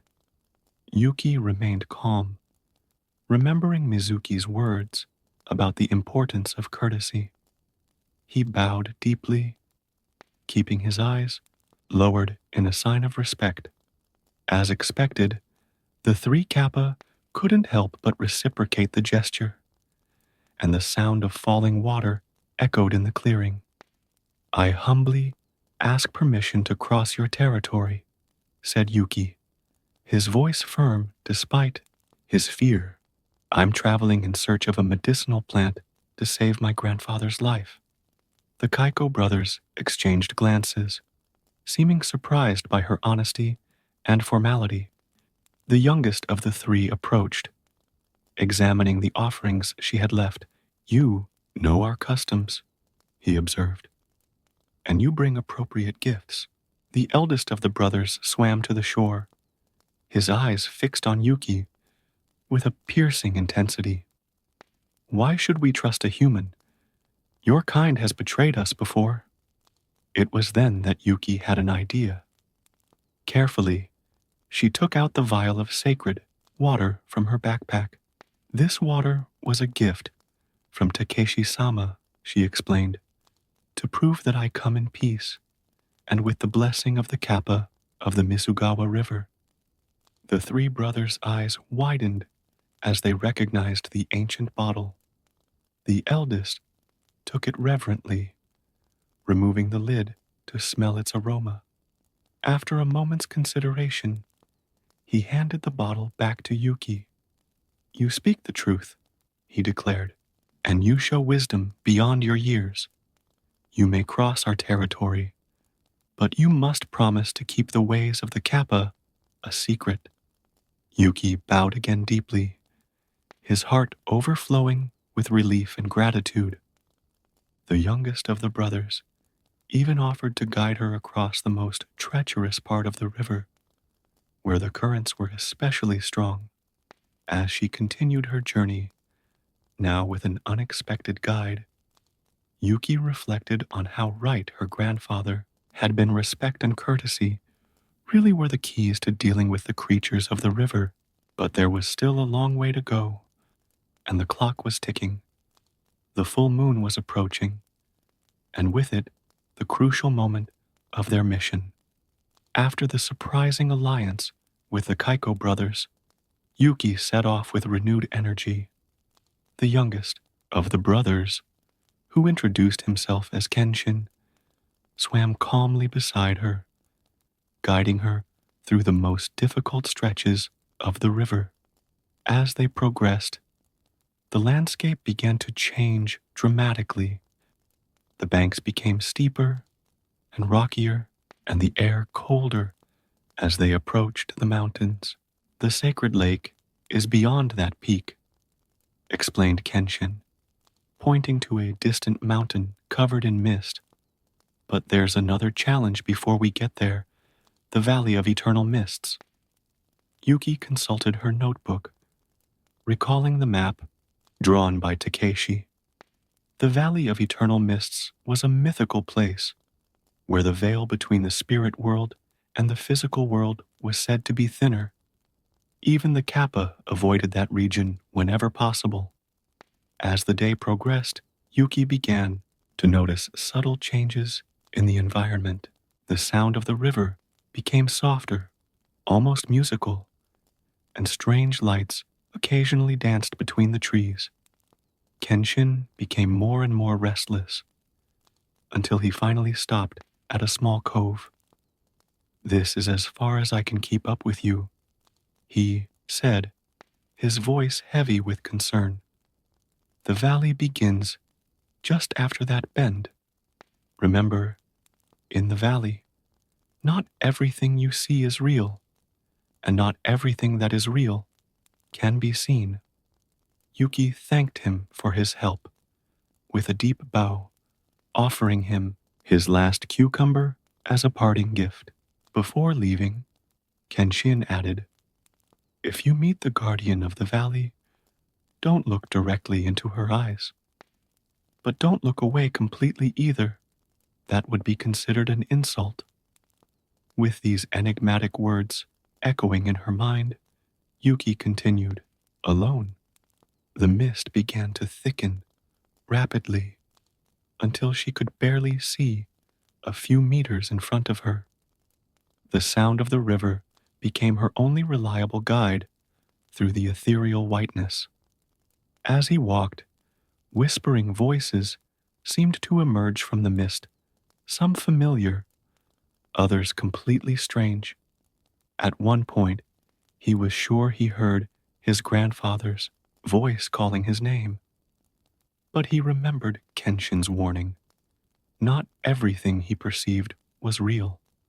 The hours passed strangely in the valley.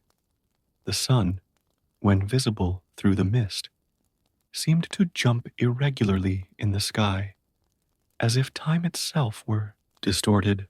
Yuki stayed focused on following the sound of the river, resisting the temptation to investigate the mysterious lights and tempting voices that surrounded her.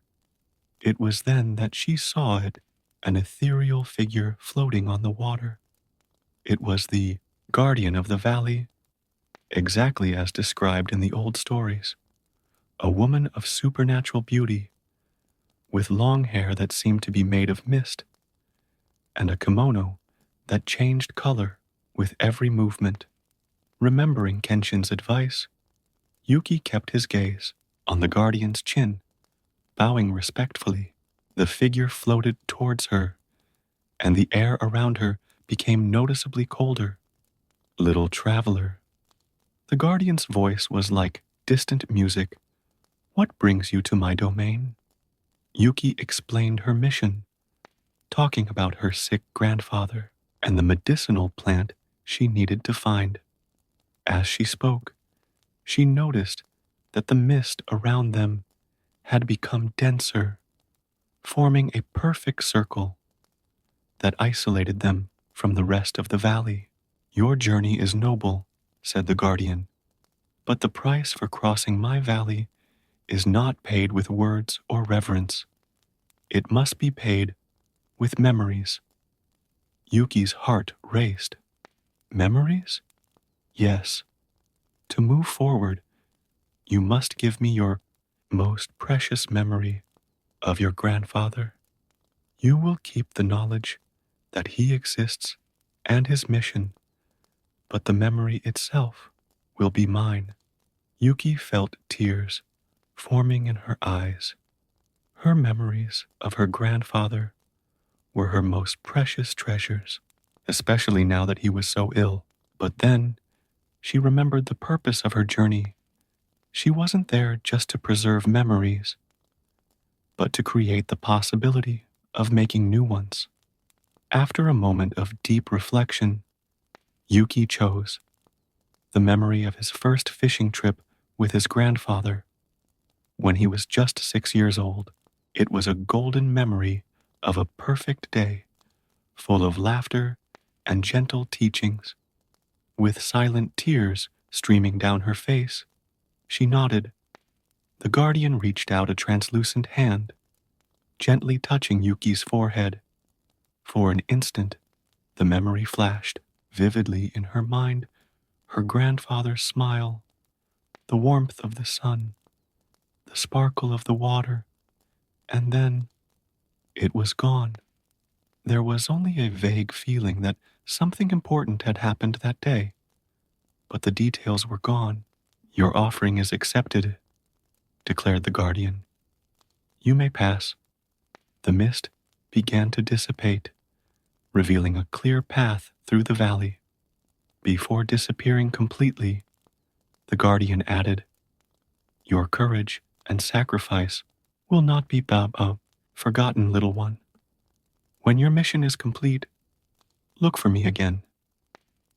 With a heart heavy from the loss of her memory, but determined in her purpose, Yuki continued her journey. The valley of eternal mists gradually fell behind her, and before her rose majestically the mountain that guarded the sacred lake.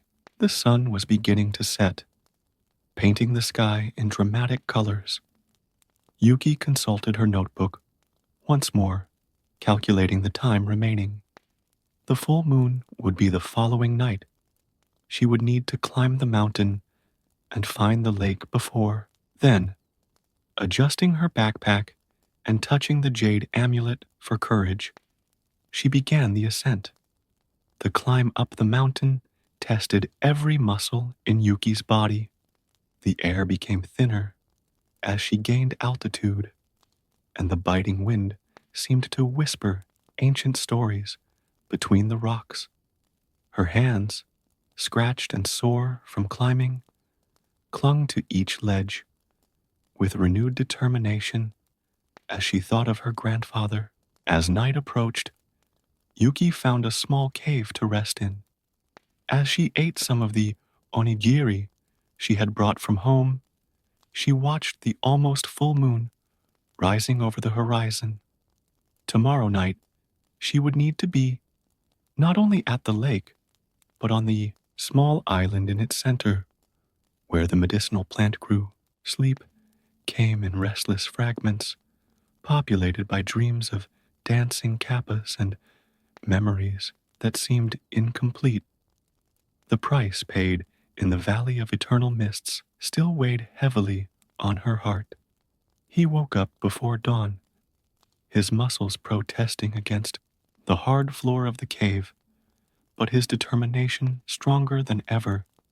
The last part of the climb proved to be the most challenging.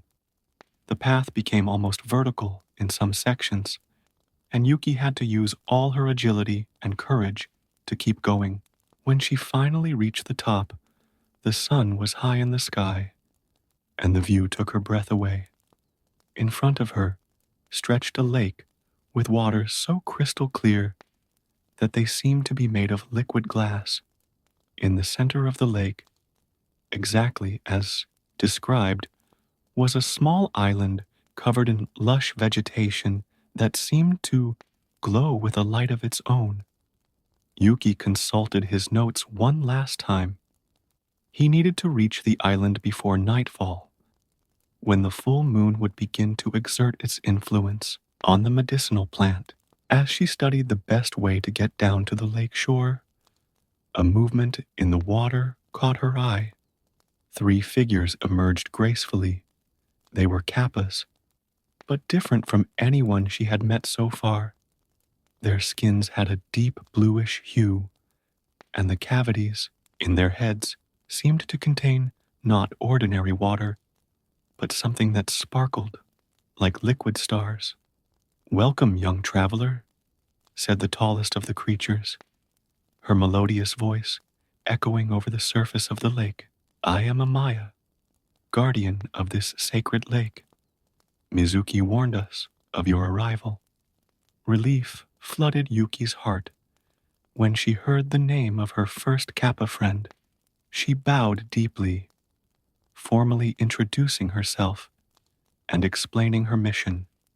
Amaya and her companions listened attentively, their ancient eyes shining with wisdom and compassion. "The plant you seek is precious," Amaya explained. "It only blooms under the light of the full moon, and its healing power is unparalleled. But reaching it won't be easy. The waters of this lake hold deep secrets, and not all of its inhabitants are hospitable." As if to emphasize his words, something large moved in the depths of the lake, creating ripples on the hitherto perfect surface. The other 2 kappas exchanged worried glances. "I can help you cross the lake," offered Amaya, "but the island itself is sacred territory. No aquatic creature may set foot on it. You must complete the last part of the journey alone." The sun was beginning its descent over the horizon when the preparations were completed. Amaya created a small raft using special aquatic plants, intertwining them with an ancient skill. As she worked, she shared with Yuki the secrets to identifying and harvesting the medicinal plant correctly. "Remember," she said, "the plant must be harvested exactly when the full moon is at its zenith. Not a moment before, not a moment after." With her heart racing, Yuki boarded the fragile raft. Amaya and her companions began to guide her through the crystal clear waters, swimming in a triangular formation to protect her from any underwater threats. As they advanced, Yuki could see mysterious shapes moving in the depths, some beautiful, others disturbing. As they neared the island, an underwater roar made the raft shake. An ancient creature, something between a serpent and a dragon, partially emerged from the water, its eyes fixed on Yuki for thousands of years. "The guardian of the island," whispered Amaya. "You must prove your worth before you set foot on sacred ground." The guardian rose even higher out of the water, his imposing presence making Yuki feel tiny. But instead of fear, she felt a strange calm. Slowly, she took out the vial of sacred water and the jade amulet, presenting them to the guardian. To her surprise, the creature brought its huge snout closer, delicately sniffing the objects.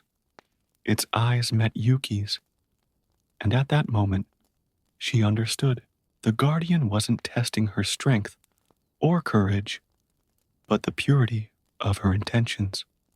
With a smooth movement that barely disturbed the waters, the guardian submerged again, leaving a clear path to the island. The sun had almost disappeared over the horizon, and the full moon was beginning to rise, majestic and bright. Go, said Amaya. Your moment has come. Yuki jumped off the raft onto the shore of the island, immediately feeling the special energy of the place. The vegetation seemed to pulsate with a life of its own, and the air was charged with unfamiliar fragrances. Following Amaya's instructions, she found the center of the island, where a small circle of glowing plants was growing. The moon rose slowly in the night sky, and Yuki waited patiently, mentally going over the moves she would need to make. When the moment finally arrived, she picked the plant with precise, reverent movements, exactly as she had been instructed. The plant in her hands emitted a soft glow, its energy pulsating in tune with the moonlight. Tears of joy and relief streamed down Yuki's face finally. She had the chance to save her grandfather in her hands. Returning would be a new adventure, but now she knew she wasn't alone. With the help of the kappas, the blessing of the island's guardian, and the wisdom acquired on her journey, Yuki had become much more than just a girl in search of a cure. She was now a bridge between two worlds, the guardian of ancient knowledge and the bearer of hope.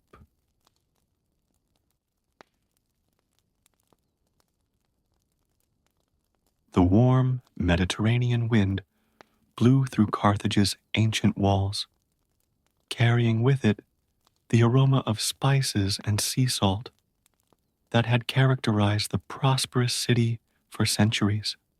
High on the Acropolis of Byrsa, where the great temple of Tanit stood, majestically against the cobalt blue sky, an ethereal figure watched the movement of the inhabitants below.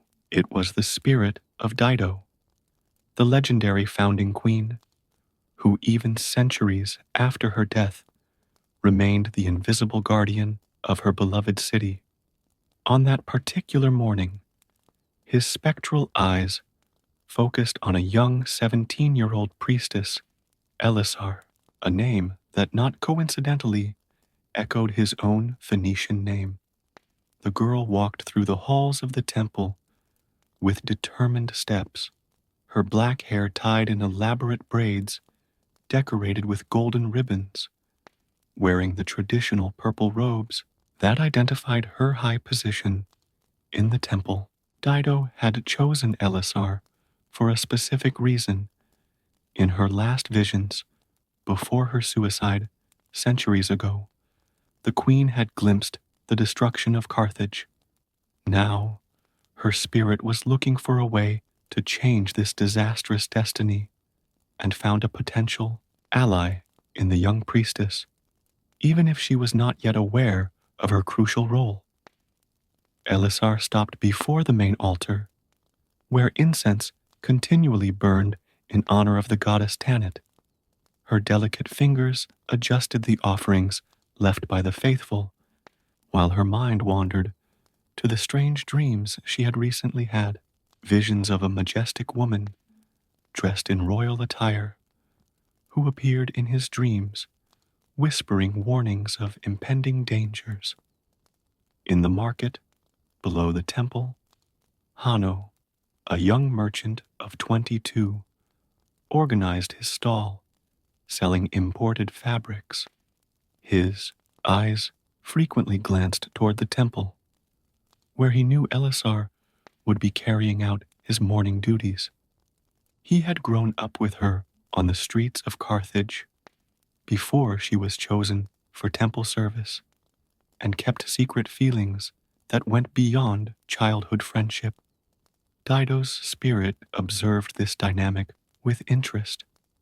He knew that Hanno would be important in the events to come, even if the young merchant had no idea of the role he was destined to play.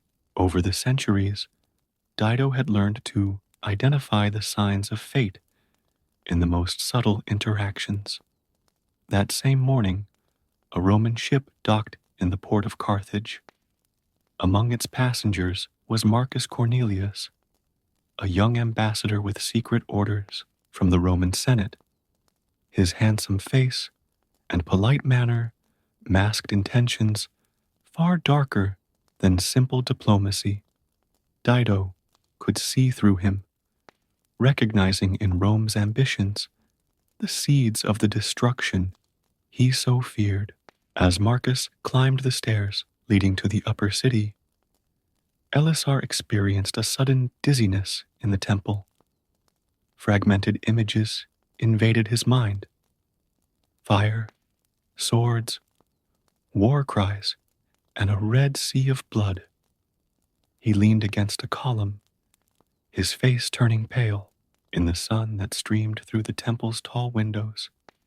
"My daughter," whispered a voice only she could hear, "you must be prepared. The time of prophecies approaches." Hanno, who had gone up to the temple to leave an offering and secretly to see Elisar, found her still leaning against the column. Without hesitation, he ran to support her, momentarily forgetting the strict rules that prevented physical contact with the priestesses. "Elisar, are you okay?" he asked, his voice thick with concern. The young priestess quickly regained her composure, gently moving away. "I'm fine, Hanno. Just a moment of weakness." Her eyes met his briefly, before turning to the floor in respect for traditions. Dido's spirit observed the scene with a mixture of apprehension and hope. He saw in Elisar and Hanno reflections of his own past, of forbidden loves and difficult decisions that shaped the destiny of a nation. But unlike his own story, he hoped these young people could write a different ending. At the port, Marcus Cornelius was already beginning to weave his web of intrigues. He talked to merchants, asked seemingly innocent questions about the city's defenses, about the people's mood towards Rome. Each piece of information was carefully stored for later use. Dido realized she needed to act more directly. That night, he decided to visit Elisar's dreams again, but this time with a clearer message. The young priestess needed to understand the true nature of her mission before it was too late. The tension in the city was rising subtly, like the calm before a storm. In the alleys and taverns, whispers about Roman troop movements began to circulate. In the temples, sacrifices to the gods became more frequent, as if the Carthaginians instinctively felt that difficult times were approaching. Hanno, returning to his market stall, could not get the image of Elisar pale and weak out of his head. Something was changing in Carthage. He could feel it. The stories I heard from the sailors, the unusual movements in the port, the increasing presence of Roman foreigners in the city, all pointed to turbulent days. The sun began to set over Carthage, painting the sky in shades of purple that resembled the priestess's robes. At the temple, Elisar prepared for his nightly prayers, not knowing that that would be a night that would change his life forever. Dido's spirit, gathering all its power and determination, prepared to reveal to the young priestess the truth about her destiny and the role she should play in the salvation of Carthage. The stars began to dot the sky, while the fate of an ancient city and its people hung by a thread, supported by the determination of an ancestral spirit and the innocence of a young priestess who still did not fully understand her role in this plot woven by the gods. Night fell over Carthage like a black velvet blanket strewn with stars. In the temple of Tanit, Elisar completed his nightly rituals, lighting the last oil lamps that would maintain the sacred light during the darkness. His thoughts were still troubled by the day's events, especially the moment of weakness that Hanno had witnessed. When she finally retired to her quarters in the temple, Dido's spirit was waiting for the perfect moment to manifest itself. As Elisar fell asleep in her simple bed, the former queen began to weave the young priestess's dreams with greater clarity than ever before. In the dream, Elisar found himself walking through the streets of a different Carthage, older, more primitive. Before her, a majestic woman wearing an elaborate crown guided her through streets that seemed simultaneously familiar and strange. "I am the one they called Dido," said the figure, her voice echoing with ancient authority. "And you, my dear, carry not only my name, but also my legacy." Meanwhile, at the port, Marcus Cornelius secretly met with other Roman agents in a discreet tavern. Maps were studied by candlelight, and information about the city's defenses was exchanged in whispers. The young ambassador laid out his plans with the precision of an experienced strategist, although his young face barely showed a beard. Hanno, unable to sleep, walked the streets near the temple, his heart heavy with worry. As a merchant, he had access to information circulating among merchants, and rumors about Rome became increasingly worrying. His love for Elisar and his loyalty to Carthage fought a silent battle in his chest. In Elisar's dream, Dido revealed visions of the past, the founding of Carthage, the arrival of Aeneas, her own tragic death. "But the past is just a prologue," warned the spirit. "The real danger lies in the future that lies ahead." The images changed, showing Roman ships, marching armies, and the walls of Carthage in flames. The young priestess woke up with a start, her body covered in cold sweat. Dido's words still echoed in her mind. "You must gather those who are still loyal to Carthage. The young merchant, Hanno, will be your first ally. Trust him as I should have trusted my allies." The next morning, the market was buzzing with unusual activity. Foreign traders, more numerous than usual, circulated between the stalls. Hanno watched everything with a keen eye, noticing how many of these visitors seemed more interested in studying the city's fortifications than in trading goods. Elisar, contrary to his custom of remaining in the temple in the mornings, went down to the market. His steps were determined, guided by the urgency of night visions. As he approached Hanno's stall, his eyes conveyed an intensity that the young merchant had never seen before. "We need to talk," she said quietly, away from prying ears.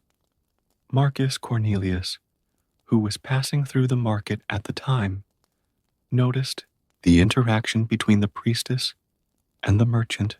His keen eye recorded every detail, archiving the information for future use. The presence of a high-ranking priestess conversing with an ordinary merchant certainly deserved attention. Hanno guided Elisar to a small courtyard behind his shop, a private space surrounded by high stone walls. There, protected from prying eyes, Elisar shared his visions and Dido's warnings. Hanno listened with increasing attention, his own suspicions about Roman activities finding an echo in the priestess's words. "I always knew there was something special about you," Hanno said, his voice low and intense. "Ever since you were children, you seemed to carry a greater purpose." Dido's spirit watched the conversation with approval. The connection between the two young people, strengthened by years of friendship and restrained affection, would be fundamental to the events that were to come. But he also knew that time was short. Rome's plans were already in motion. That afternoon, Marcus Cornelius sent his first coded message to Rome.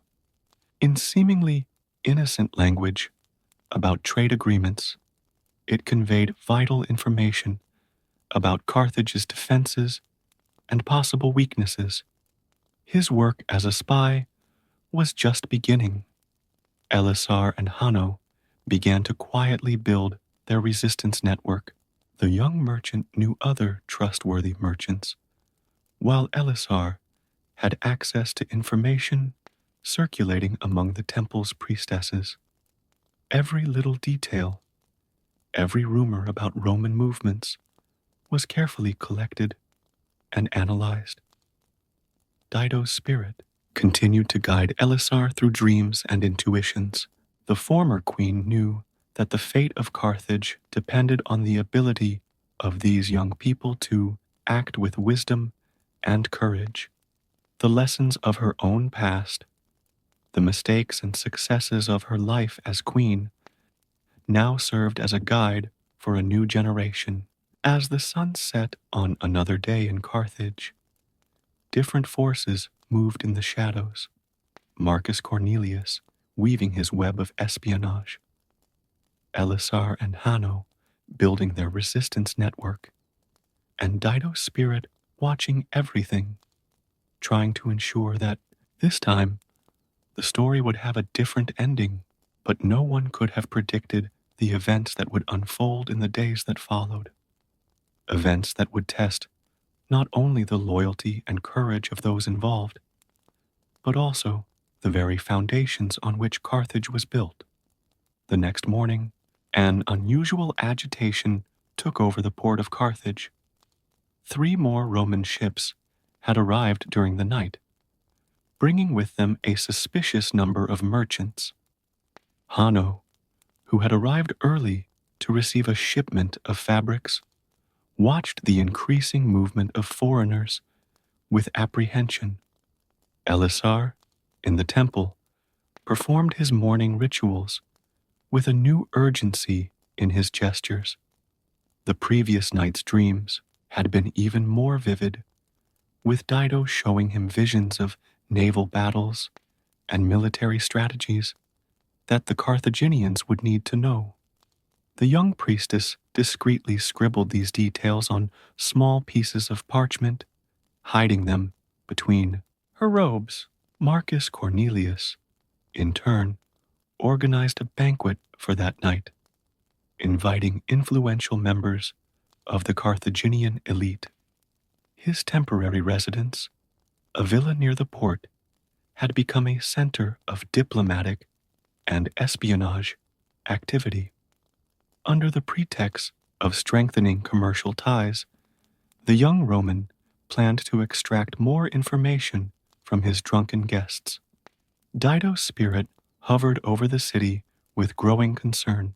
He observed how the new Roman ships were strategically positioned in the port, how small groups of disguised soldiers infiltrated the city.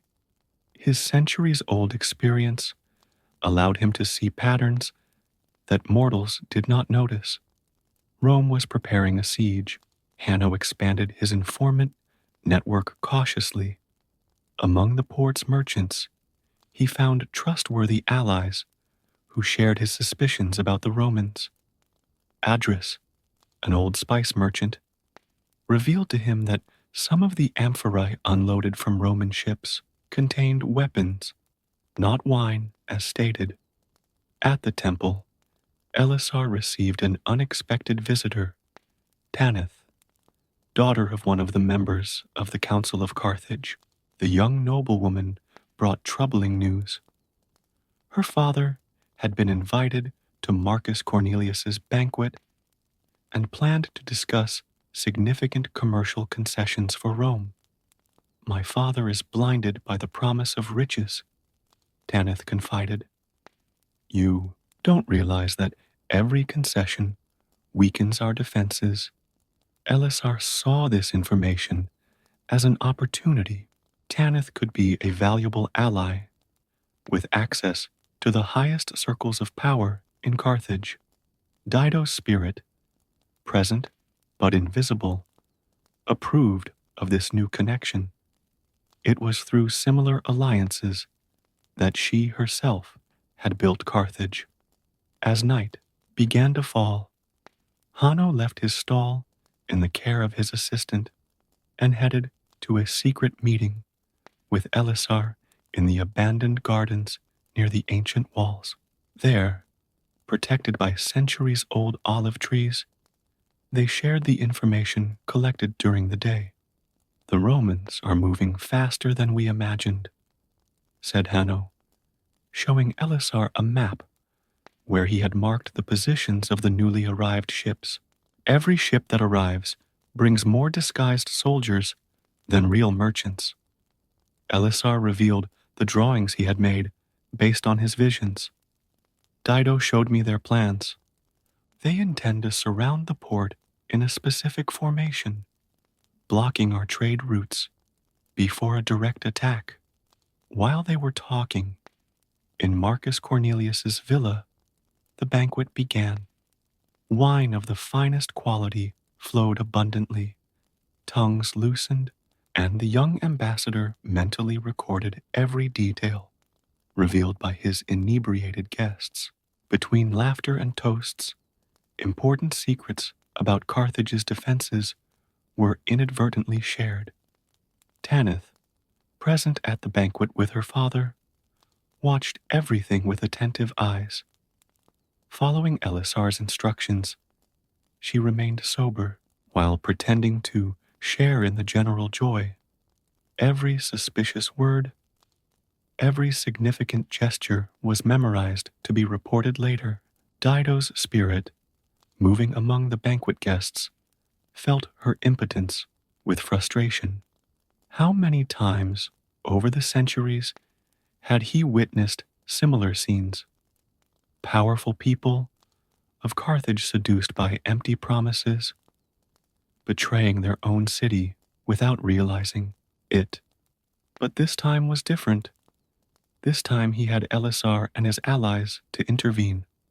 The next morning, Elisar woke up with renewed clarity. During the night, Dido had shown him more details of the Roman plans, including the location of weapons caches hidden in apparently abandoned warehouses near the port. Hanno, in turn, began to discreetly mobilize other loyal merchants under the guise of normal commercial transactions. Small groups began stockpiling supplies in safe locations in preparation for a possible siege. Marcus Cornelius, pleased with the success of his banquet, sent yet another coded message to Rome. But this time, thanks to Tanith's vigilance, the actual contents of the message were no longer a complete secret to the Carthaginian resistance. The tension in the city was subtly increasing. In the markets, prices began to rise without apparent explanation. At the temples, more and more people came to make offerings, instinctively feeling that difficult times were approaching. Dido's spirit continued its tireless work, guiding Elisar through increasingly specific visions. The ancient queen knew that time was short. The pieces on the board were moving quickly, and Carthage's survival would depend on the actions of the coming days. Meanwhile, in the city's alleys and taverns, rumors began to circulate about strange night movements, about hidden weapons and disguised soldiers. The population, even without knowing exactly what was happening, felt that something significant was about to happen. The resistance network grew cautiously, each new member carefully vetted before being accepted. Elisar, Hanno, and Tanith now formed a strong core, each bringing vital resources and connections to the cause of protecting Carthage. The rising sun found Carthage in a state of disguised agitation. In the halls of Tanith's temple, Elisar moved with controlled urgency, her purple robes rustling as she organized coded messages for her allies. Dido's visions during the night had revealed alarming details about the Roman plans. An attack was closer than they imagined. Hanno, taking advantage of his position as a respected merchant, methodically expanded the resistance network. Under the guise of trade negotiations, he met with loyal Carthaginian ship captains, preparing escape routes and secret meeting points in case the situation deteriorated quickly. At the port, Marcus Cornelius personally supervised the unloading of more goods from his ships. Among amphorae of wine and bales of fabric, weapons were discreetly distributed to safe houses spread across the city. Their green eyes, always alert, did not realize that they were being observed by strategically positioned Hanno informants. Tanith has proven herself an invaluable ally. Using his privileged social position, he was able to circulate among the Carthaginian elite, collecting crucial information. During a lunch with other young noblewomen, he discovered that 3 more members of the council had been bribed by Rome with promises of power and wealth. The betrayal runs deeper than we imagined, she reported to Elisar during a seemingly casual meeting in the temple. My own father, his voice trailed off momentarily, is considering supporting a Roman proposal to reorganize our coastal defenses. Dido's spirit, witnessing the conversation, felt a familiar mix of anger and sadness. How many times over the centuries had he seen greed and ambition corrupt the hearts of the powerful? But this time, he had the tools to act. Through Elisar and his allies, he could finally interfere in the course of events. The young priestess, guided by yet another vision of Dido, developed an audacious plan. Using the ancestral knowledge shared by the ancient queen, he began to prepare a series of rituals that, although they appeared merely religious to the eyes of the Romans, were in fact coded signals for the resistors. Hanno, meanwhile, converted part of his warehouses into secret arsenals. Weapons were hidden under piles of goods, and groups of young men loyal to Carthage trained discreetly in hidden cellars. The merchant knew that when the moment came, every sword and every warrior trained would make a difference.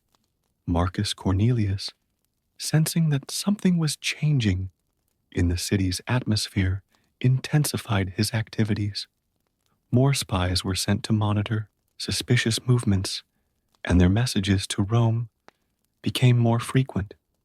In one of them, he specifically mentioned his suspicions about Elisar and the Temple of Tanit. The head priestess appears to exert influence beyond her religious duties, he wrote. I suggest immediate action to neutralize possible threat. The message was intercepted by one of Hanno's men, but it arrived too late to prevent a copy from reaching Rome. Danger to Elisar was becoming real and immediate. Dido, sensing the growing threat, intensified her visions for Elisar. During one particularly important night, he showed the young priestess specific details about ancient tunnels beneath the city, secret passages built during the founding of Carthage that could be vital to the survival of the resistance. "The paths I used to build this city," whispered the spirit in Elisar's dreams, "will be the same ones that help save it." The resistance network grew cautiously, each new member being carefully evaluated. Merchants, sailors, artisans, and even some palace guards were discreetly recruited. Each had their specific role. Each represented a vital piece in the complex game of protecting Carthage. Tanith, using her social influence, organized a series of parties that served as cover for resistance meetings, while the Carthaginian elite danced and celebrated in the hidden gardens and private rooms. Plans were made and information was exchanged. Time seemed to run faster and faster. Each sunrise brought new threats. Each sunset marked a countdown to the inevitable confrontation. Elisar felt the weight of responsibility growing every day. But Dido's visions provided strength and guidance. Hanno, sensing the growing danger to Elisar, redoubled his vigilance around the temple. Loyal traders strategically positioned themselves nearby, ready to warn of any suspicious movement by the Romans. At a particularly tense moment, Marcus Cornelius attempted a direct approach to Elisar, visiting the temple under the pretext of making offerings. His cunning eyes studied every detail of the sacred place, looking for evidence that could confirm his suspicions. The young priestess, however, was prepared. Years of temple training had taught him to maintain a mask of imperturbable serenity. He received the Roman with the dignity appropriate to his position, revealing nothing more than was necessary. Dido's spirit watched everything with increasing apprehension. The siege was closing, not just militarily, but also in terms of intrigue and espionage. Carthage's survival would depend not only on the strength of its arms, but also on the cunning and determination of its defenders. As night fell over the city, different groups moved about in the shadows. Roman spies patrolled the streets. Members of the resistance exchanged coded messages. And in the temple, Elisar prepared for another night of visions and revelations under the guidance of her protective ancestor. Early morning in Carthago brought with it an unsettling silence. Even before the first ray of sunlight touched the city walls, Elisar woke with a start in her quarters in the temple. Dido's vision had been clearer and more urgent than ever. The Romans planned to act that day. Quickly, the young priestess sent discreet messengers to alert Hanno and Tanith. The resistance network needed to be mobilized immediately. In the port, the Roman ships began a subtle reorganization, assuming strategic positions that coincided exactly with the visions that Dido had shared. Hanno, who had barely slept, supervised the final preparations in the secret warehouses. Weapons were distributed among trusted groups of resistors, each knowing only their specific part of the plan. The merchant knew that his market stall would probably never open again. The fate of Carthage would be decided in the next few hours. Marcus Cornelius also began his movements at dawn. Groups of Roman soldiers, until then hidden in different parts of the city, began to position themselves discreetly. The young ambassador had planned everything meticulously, a swift and precise strike that would seize key points in Carthage before any significant resistance could be organized. What he didn't know was that his every move was being watched and reported.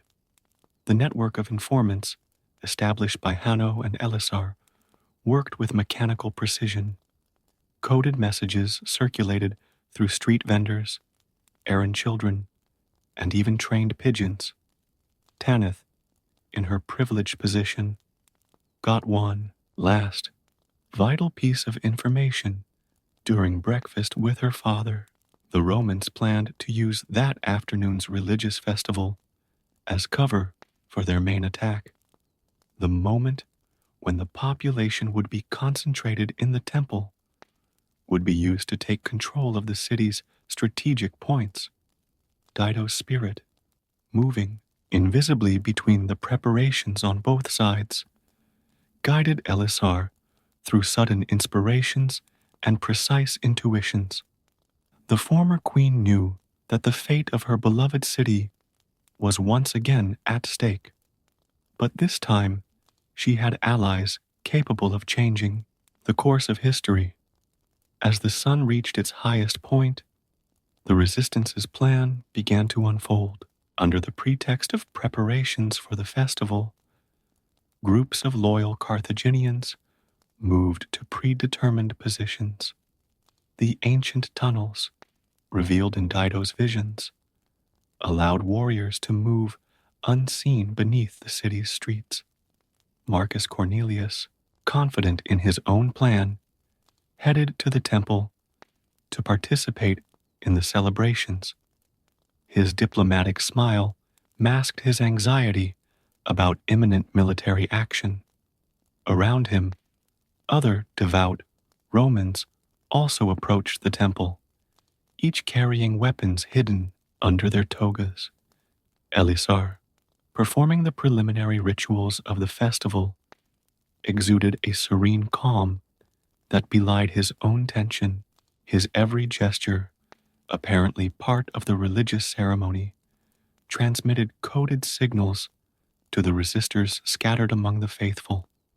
The incense that burned on the main altar had a dual purpose. In addition to honoring the gods, its specific smoke signaled to the groups hidden in the tunnels that the moment was approaching. Hanno personally supervised a group of warriors strategically positioned near the temple. Years of experience as a merchant had taught him the importance of precise timing. He waited for Elisar's signal to coordinate the counterattack against the Romans. The decisive moment came when Marcus Cornelius, following his original plan, rose to make a special offering. This would be the signal for his men to begin taking the temple. However, before he could complete the gesture, Elisar struck his ceremonial staff 3 times on the marble floor, the signal that resistance awaited. In a matter of seconds, controlled chaos ensued. From the entrances to the secret tunnels, Carthaginian warriors emerged, completely surprising the Romans. Hanno and his men blocked the temple's exits, while other resistance groups simultaneously took up defensive positions in the vital points of the city. Marcus Cornelius, realizing that his plan had been discovered, tried to react, but was quickly restrained. His young face showed more surprise than fear. How had his careful preparations been anticipated so accurately? Dido's spirit watched with satisfaction as her strategy, conveyed through Elisar's dreams, proved effective.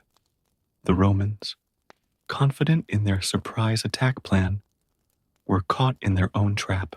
Ships in the port, which were supposed to provide military support, found themselves blocked by strategically placed Carthaginian vessels. Tanith, who had managed to convince his father of the true nature of Roman intentions, ensured that the Council of Carthage met urgently to formalize the expulsion of the invaders. The evidence of treason and espionage, carefully collected by the resistance, was irrefutable, and even the most pro-Rome members of the council were forced to recognize the threat they had ignored. On the streets, the population of Carthage, initially confused by the tumult, soon understood the situation. Years of increasing Roman presence and interference in their affairs had created a simmering resentment that now found expression. Ordinary citizens joined the resistors, helping to expel the invaders. Elisar, still in the temple, was conducting a royal ceremony of protection, his prayers now carrying the weight of true gratitude to the gods and the ancient queen who had made the city's salvation possible. Dido's spirit, more present than ever, enveloped the temple in an aura of ancestral power that could be felt by everyone present. Hanno, after ensuring that the last pockets of Roman resistance were neutralized, returned to the temple. His gaze met Elisar's, and in that moment, they both understood that their role in the history of Carthage had only just begun. The immediate threat had been contained, but they knew that Rome would not accept this defeat easily. When night finally fell over Carthage, the city was transformed. The Roman ships left in a hurry, taking Marcus Cornelius and his conspirators with them. In the streets, spontaneous celebrations mixed with defensive preparations. The population, now aware of the danger they had faced, was more united than ever. Dido's spirit, contemplating the city he had founded so many centuries before, felt a deep satisfaction. Through Elisar, Hanno, and all the brave Carthaginians who had fought that day, a new chapter in the history of their beloved city had been written. And although he knew that greater challenges were yet to come, he was confident that Carthage, now awakened and united, was prepared to face them.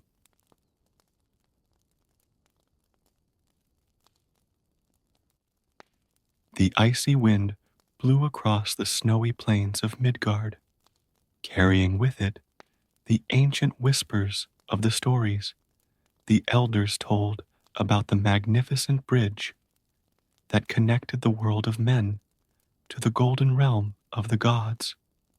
Astrid, a young warrior with hair as red as fire and eyes as green as the aurora borealis, watched the horizon where the crystalline glow of the Bifrost cut through the sky.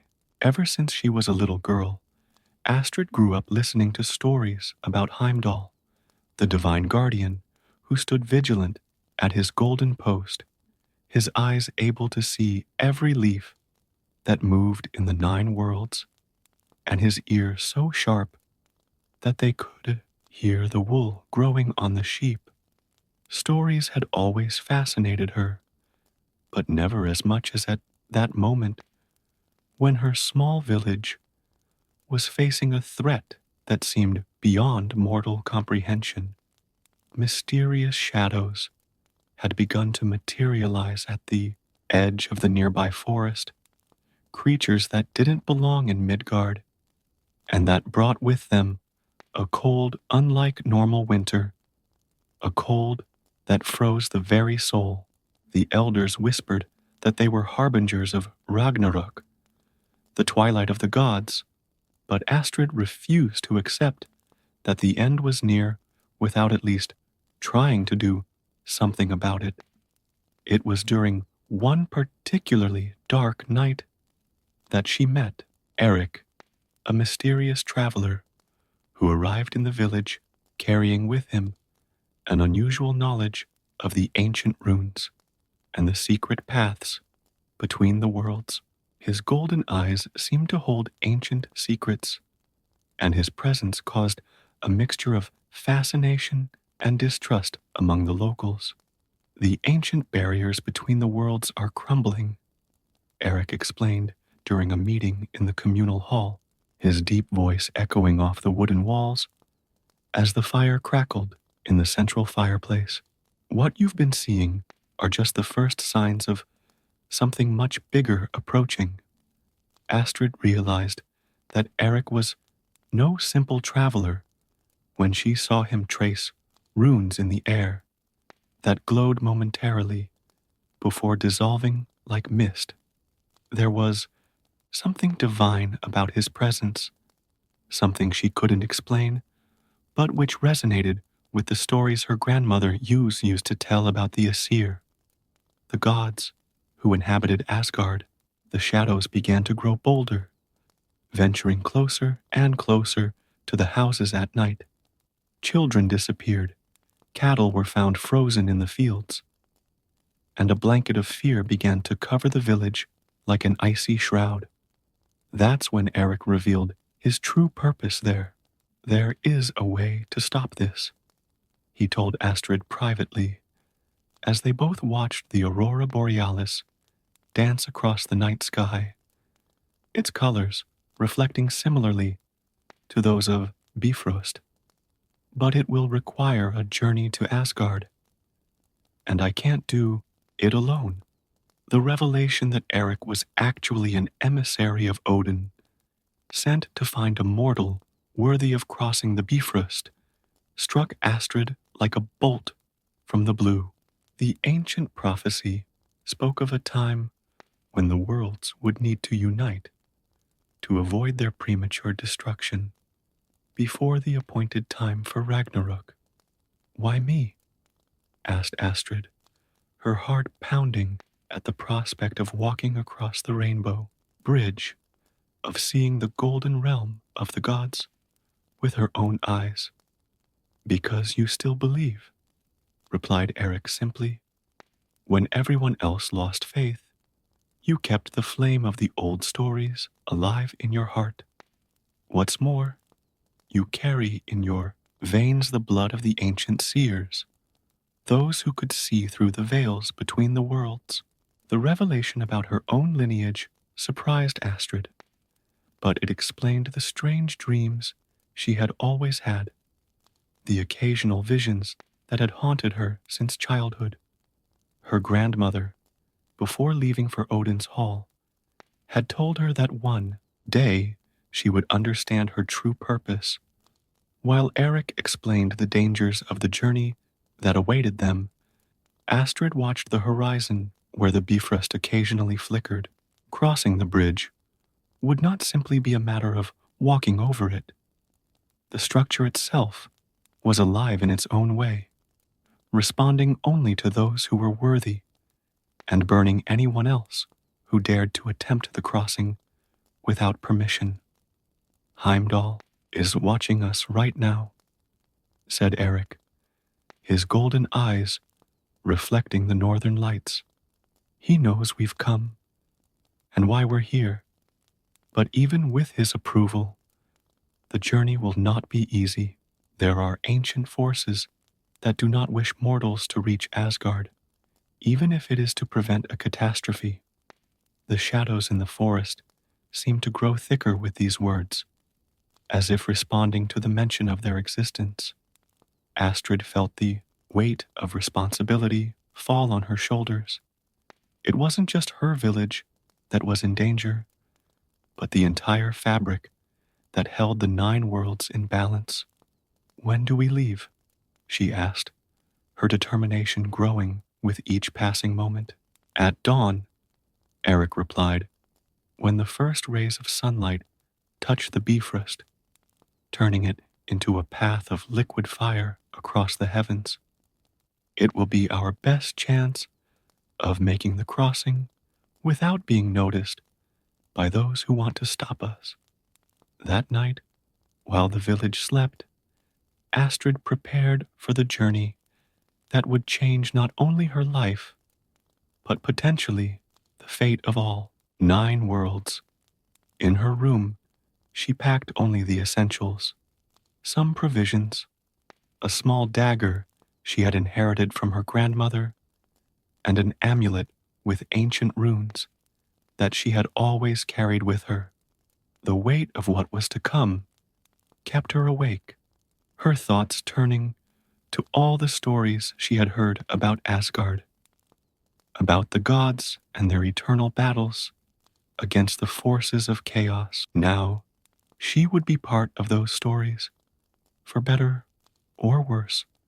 Before the first ray of sunlight touched the horizon, Astrid was already on her feet, adjusting the small leather bag on her back. Eric was waiting for her at the edge of the village, his tall, imposing silhouette outlined against the still starry sky. The air was colder than usual, and a thick mist covered the ground like a ghostly carpet. The shadows are restless, Eric murmured, his golden eyes scanning the darkness of the forest. They know what we intend to do. Astrid followed his gaze and noticed subtle movements among the trees, as if the darkness itself were alive and aware. They began their journey in silence, following an ancient path that few still knew. Eric explained that it was one of the ancient routes used by pilgrims who, in ancient times, sought the blessing of the gods. As they advanced, Astrid noticed that the stones along the path were marked with runes worn away by time. Each rune is a prayer, explained Eric, touching one of the markings with reverence, and also a warning. Not everyone who has attempted this journey has survived to tell the tale. His words made Astrid shudder, but they didn't diminish her determination. The sun was just beginning to rise when they reached a circular clearing, perfectly formed, as if it had been designed by divine hands. In the center, a circle of ancient stones formed an intricate pattern that Astrid recognized from her grandmother's stories. It was an anchor point, a place where the Bifrost occasionally touched Midgard. Eric began to trace runes in the air, this time with more complexity than Astrid had ever seen before. Each symbol glowed with its own light before connecting to the others, forming a web of golden energy that hung over their heads. The air began to vibrate with an ancient and powerful energy. When the Bifrost descends, Eric instructed, his voice taking on a more formal tone, you will only have a few moments to cross. The bridge will recognize your ancient blood, but it will still be dangerous. Don't look down. Don't stop walking. And above all, don't doubt. The first ray of sun broke through the horizon, and with it came a spectacle that Astrid would never forget. The Bifrost descended from the sky like a cascade of colors, its sparkling crystals reflecting every color imaginable, and some she didn't even know existed. The impact of the bridge touching the stone circle made the ground tremble beneath their feet. But they weren't alone. The shadows of the forest condensed, taking on more defined shapes, ancient, malevolent creatures that moved like black smoke towards them. Eric drew a sword that glowed with a light of its own, positioning himself between Astrid and the creatures. Run, he shouted, his voice thundering with divine power. I'll keep them busy. You need to get to Asgard. Astrid hesitated only for a moment before starting her run towards the bridge. Her feet touched the crystals of the Bifrost, and she immediately felt the ancient power flowing through her. It was like walking on solidified light, each step sending ripples of energy through the structure.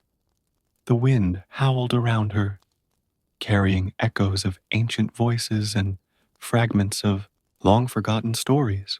Through the storm of colors and sounds, she could hear the sounds of battle below. Eric facing the dark creatures with his gleaming sword. As she climbed, Midgard fell behind, and Astrid found herself crossing the stars themselves. The cold of the space between the worlds was unlike anything she had ever experienced. But the ancient blood in her veins protected her, keeping her warm and aware. Suddenly, one of the dark creatures managed to escape from Eric and started climbing up the Bifrost after her. Astrid could feel its evil presence approaching, the unnatural cold emanating from the creature, threatening to freeze her footsteps. She remembered Eric's words. Don't stop, don't doubt. Instinctively, she touched the amulet around her neck, and the ancient runes engraved on it began to glow. A wave of heat spread through her body, and she heard a cry of pain behind her. The Bifrost crystals had responded to her presence, burning the creature from the shadows that had dared to pursue her. In front of her, through the veil of rainbow colors, Astrid began to glimpse something that made her heart stop for a moment. The golden gates of Asgard, shining with a light that was not of this world. And there, an imposing figure awaited her arrival. Heimdall, the guardian, his golden armor reflecting the colors of the Bifrost. The air became thinner, and each step required more effort. Astrid could feel the weight of the distance between the worlds, reality itself distorting around her, but she pressed on, driven by the urgency of her mission and the knowledge that Eric was still fighting below to ensure her passage. The voices on the wind became clearer. They were the whispers of the gods, watching her journey, judging her courage and determination. Astrid kept her eyes fixed on the goal, even as tempting visions and unimaginable terrors danced in the periphery of her vision, trying to distract her from the path. Finally, with one last effort, Astrid reached the golden platform where Heimdall was waiting. The guardian of the worlds was even more impressive than the stories described. Tall as a mountain, his golden skin reflected the light of Asgard's suns, and his eyes contained the knowledge of ages. Welcome, daughter of Midgard. His voice rang out like distant thunder. We have long awaited your arrival. Heimdall turned his omniscient gaze to the Bifrost, where Eric could still be seen fighting against the shadows. With a flick of his golden sword, a wave of light descended across the bridge, scattering the creatures of darkness.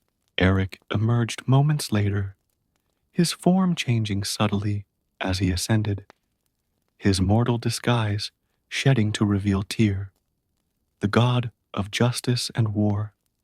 Astrid felt her heart skip a beat as she realized that she had been traveling all this time in the company of a deity.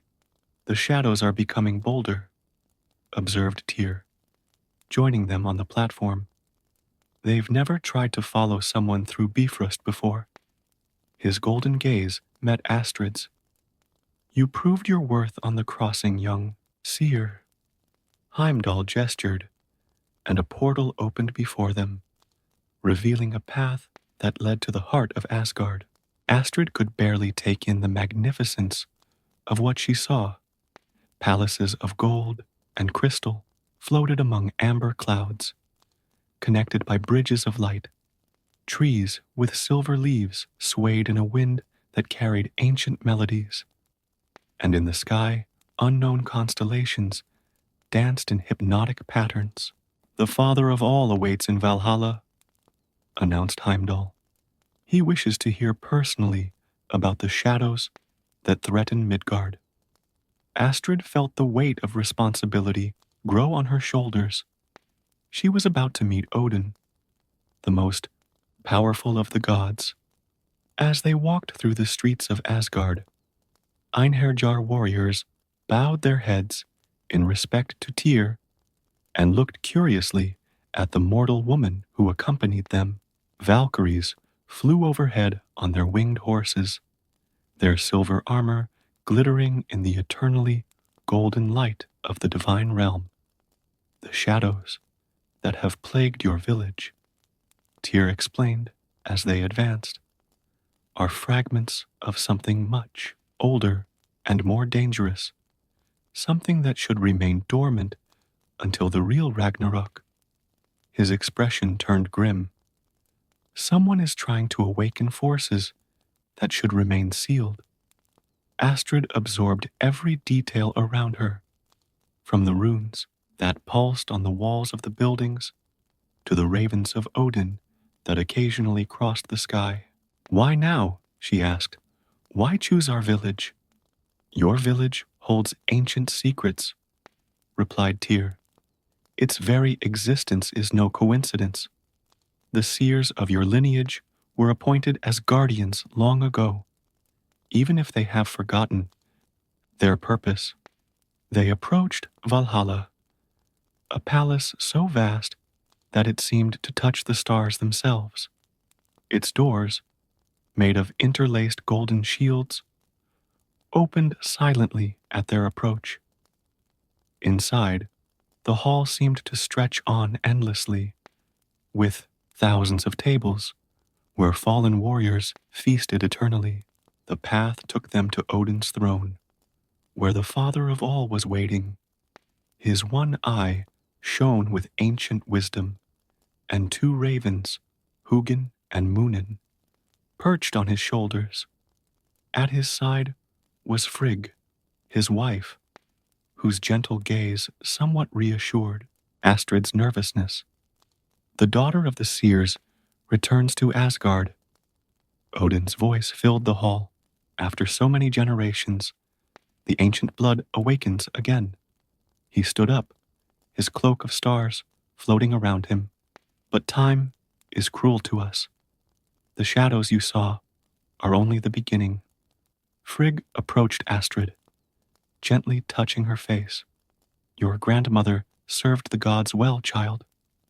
She knew this day would come and prepared for it in the only way she could, by keeping the old stories alive. What's really going on? Astrid found the courage to ask. Why are the barriers between the worlds weakening? Odin made a gesture, and the air between them turned into a web of images. The 9 worlds connected by Yggdrasil, the world tree. Something is eating away at the roots of reality itself, he explained.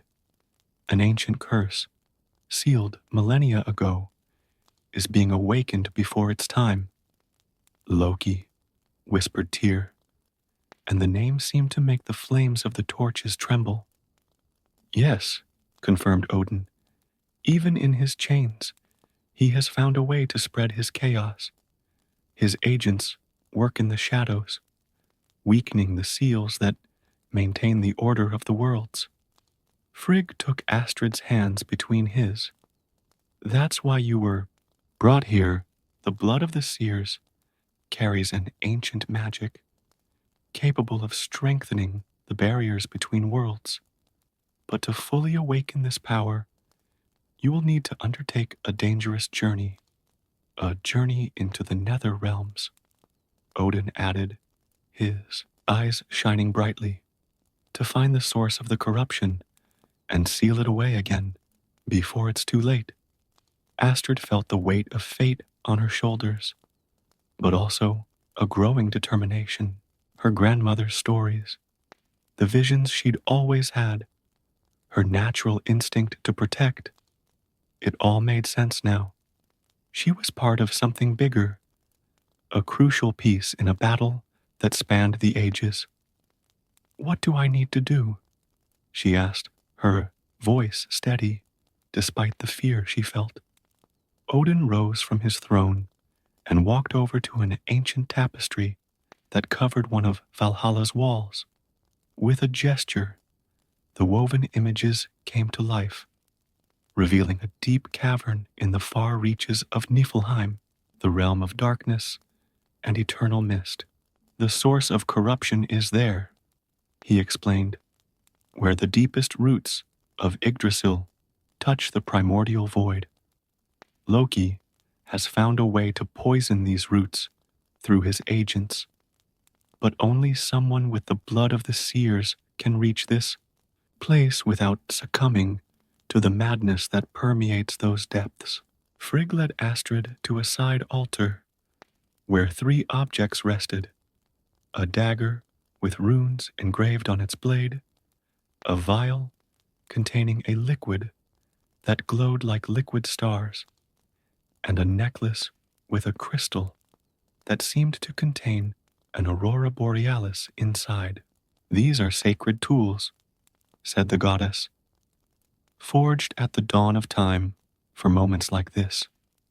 The dagger can cut through the veils between worlds. The elixir will keep your essence intact in the depths. And the necklace. She paused meaningfully. The necklace contains a spark of Bifrost itself, capable of illuminating even the deepest darkness. Tyr approached, his presence emanating strength and determination. I will accompany you to the gates of Niflheim, but beyond that point, you must go alone. The ancient laws are clear. Only the blood of seers can directly interfere with the roots of the world tree. As Astrid absorbed all this information, a sudden tremor shook the hall. Through the windows of Valhalla, she saw strange ripples running through the fabric of reality, as if the very air was shattering. Time is running out, Odin declared gravely. The shadows are growing stronger. If the roots of Yggdrasil are completely corrupted, the 9 worlds will begin to disintegrate. Heimdall, who had remained silent until then, spoke. The barriers between the worlds are thinner than they have ever been. I can see the shadows moving even in the most sacred corners of Asgard. Astrid took the 3 sacred objects, feeling the ancient power that emanated from them. The necklace, when it touched her skin, emitted a soft glow that seemed to resonate with something in her own blood. The dagger had a comforting weight in his hand, and the flask emanated a gentle warmth. How will I know what to do when I get there? She asked, the reality of her mission beginning to weigh on her shoulders. Your blood will know, Frigg replied softly. Seers have always carried the necessary knowledge in their own souls. When the time comes, you will understand. Odin made a gesture, and part of the hall transformed, revealing a dark portal that seemed to suck in the very light around it. This is the way to Niflheim, he explained. Through it, you and Tyr will be able to travel quickly to the limits of that dark realm. Before they could leave, Frigg took Astrid's hands once more. There is something else you should know, said the goddess, her voice laden with concern. In the depths of Niflheim, you will find more than shadows and corruption. You will find truths about your own lineage, about the true purpose of the seers. Be prepared to face these revelations. Astrid nodded, sensing that there was much more to the goddess's words than she was revealing. Tyr placed a hand on her shoulder, signaling that it was time to leave. One last thing, said Odin, his eye shining brightly. In the depths, You will hear voices. You will see tempting or terrifying visions. Remember, not everything your eyes see or your ears hear is real. Trust your blood, the ancestral knowledge that runs through your veins. With these words of warning echoing in her mind, Astrid followed Tyr towards the portal. Darkness immediately enveloped them, and she felt as if she were falling through an endless abyss. The necklace around her neck glowed brighter, creating a protective bubble of light around her. The journey through the portal was like sailing through an ocean of shadows. Occasionally, Astrid glimpsed fragments of other worlds through cracks in reality. The fiery forges of Muspelheim, the icy halls of Jotunheim, the mysterious depths of Svartalfheim. Each vision lasted only an instant before being swallowed up again by darkness. Tyr stayed close, his divine presence serving as an anchor in the storm of chaos that surrounded them. Keep your focus, he instructed. Niflheim will try to confuse your senses from the moment we arrive. It's a realm of illusions and eternal mist. As they advanced, Astrid began to feel a change in the air around them. The cold became more intense, more penetrating, and the darkness began to give way to a thick, gray mist. They were approaching their destination. The portal opened onto a desolate plain covered in a perpetual mist that snaked around them as if it had a life of its own.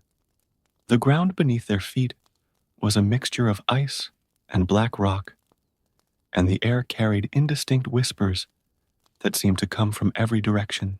Here we part, said Tyr, his imposing figure contrasting with the bleak landscape. Follow the call of your blood. It will guide you to the corrupted roots. His golden eyes met Astrid's one last time before he disappeared into the mist. Alone in Niflheim, Astrid felt the full weight of her mission. The necklace around her neck pulsed gently, its light creating a faint path through the darkness. She began to walk, using the sacred dagger to cut through the webs of mist that tried to surround her. Odin's words echoed in her mind as she advanced. Not everything she would see or hear would be real. This warning proved vital when the first illusions began to manifest. He saw his village in flames, heard the cries of its inhabitants, but the pulse of ancient blood in his veins showed him the truth behind the visions. The terrain began to descend, taking her deeper and deeper into the realm of shadows. The walls of the cave that appeared in front of her were covered in ancient runes that glowed faintly as if responding to her presence. Some she recognized from her grandmother's stories, others seemed older than language itself. As she descended, the roots of Yggdrasil began to appear, running through the rocky walls like gigantic veins. But something was wrong. Dark spots spread across them like a disease, and a black, viscous liquid dripped from their wounds. It was then that the voices began, no longer indistinct whispers, but clear words that promised power, knowledge, the ability to change the fate of the 9 worlds. Astrid recognized this as another attempt to confuse her and reached for the vial of star elixir, taking a small sip that instantly cleared her mind. In the heart of the cave, she found what she was looking for, a nexus where several of Yggdrasil's main roots met. At the center of this confluence, a shadowy figure worked, his hands emanating an evil energy that seeped into the roots. It was one of Loki's agents, a creature who had once been a dark elf before giving himself over to corruption. I was expecting you, daughter of the seers, the creature spoke, its voice a mixture of several different voices. Have you come to try and stop the inevitable? Astrid held up the sacred dagger, its glow intensifying in the presence of the darkness. It's not inevitable, she replied. Ragnarok has its own time, and it's not now. The creature laughed, a sound that made the very roots tremble. Your lineage was always so presumptuous, thinking they could maintain the natural order of things. But do you know why you were really chosen? Why did the gods entrust this power to mortals? Before Astrid could react, visions flooded her mind. She saw the first seers, saw how they were created, not just to protect, but to serve as living anchors, keeping reality stable through their own suffering. He saw his grandmother carrying the weight of this knowledge in silence until the end. They made you slaves, the creature continued, living chains to maintain their precious order. But something in the visions caught Astrid's attention. It wasn't slavery she saw, but a choice. The first seers had accepted their role voluntarily, understanding the importance of balance between the worlds. Her grandmother didn't carry a burden, but a purpose. The ancestral knowledge in her blood awoke fully, and Astrid finally understood what she needed to do. She lifted the necklace containing the Bifrost spark, its glow intensifying until it was almost blinding. The sacred light of the rainbow bridge was anathema to the shadows, and the creature recoiled with a cry of pain. Taking advantage of this moment, Astrid began to sing. Not an ordinary song, but an ancient chant that arose naturally from her ancestral memories. The runes on her dagger responded, glowing in sync with her singing, and she began to trace symbols in the air that materialized in pure light. The creature tried to stop her, casting shadows that were dispersed by the glow of the necklace. Yggdrasil's roots began to pulse with new energy, responding to the power of the seer's blood. The corruption began to recede, burned away by the sacred light emanating from the symbols that Astrid continued to trace. With one fluid movement, she drove the dagger into the center of the nexus of roots, completing the circle of runes. A wave of energy exploded from the point of impact, purifying the roots and dispelling the shadows. The creature let out one last scream before collapsing into black mist. The silence that followed was profound, broken only by the soft pulsing of the now healed roots. Astrid felt the ancient power ebb away, leaving her exhausted but satisfied. She had fulfilled her purpose, not as a slave of the gods, but as a guardian by choice. The path back to the surface seemed shorter, as if Niflheim itself recognized her victory and helped her on her journey. Tyr was waiting for her where they had parted, a smile of approval on his divine face. The barriers between the worlds are already beginning to strengthen, he said. Not only have you prevented corruption, but you have also fully awakened the power of your bloodline. When they returned to Asgard, Astrid was greeted like a true hero. Odin and Frigg were waiting for her in Valhalla, along with Heimdall and the other gods. But her thoughts were already in her village, with the people who needed her protection. Your place is in Midgard, said Frigg gently, noticing her thoughts. But now you fully understand your role as guardian. Astrid nodded. Feeling at peace with her destiny, she returned to her village not just as an awakened seer, but as a living bridge between the worlds, ready to maintain the balance and protect the ancient stories that she now knew were much more than just tales. The shadows had retreated, but she knew that other threats would come, and when they did, she would be ready, carrying with her the knowledge of the ancients and the strength of her own choice to be a guardian of the nine worlds.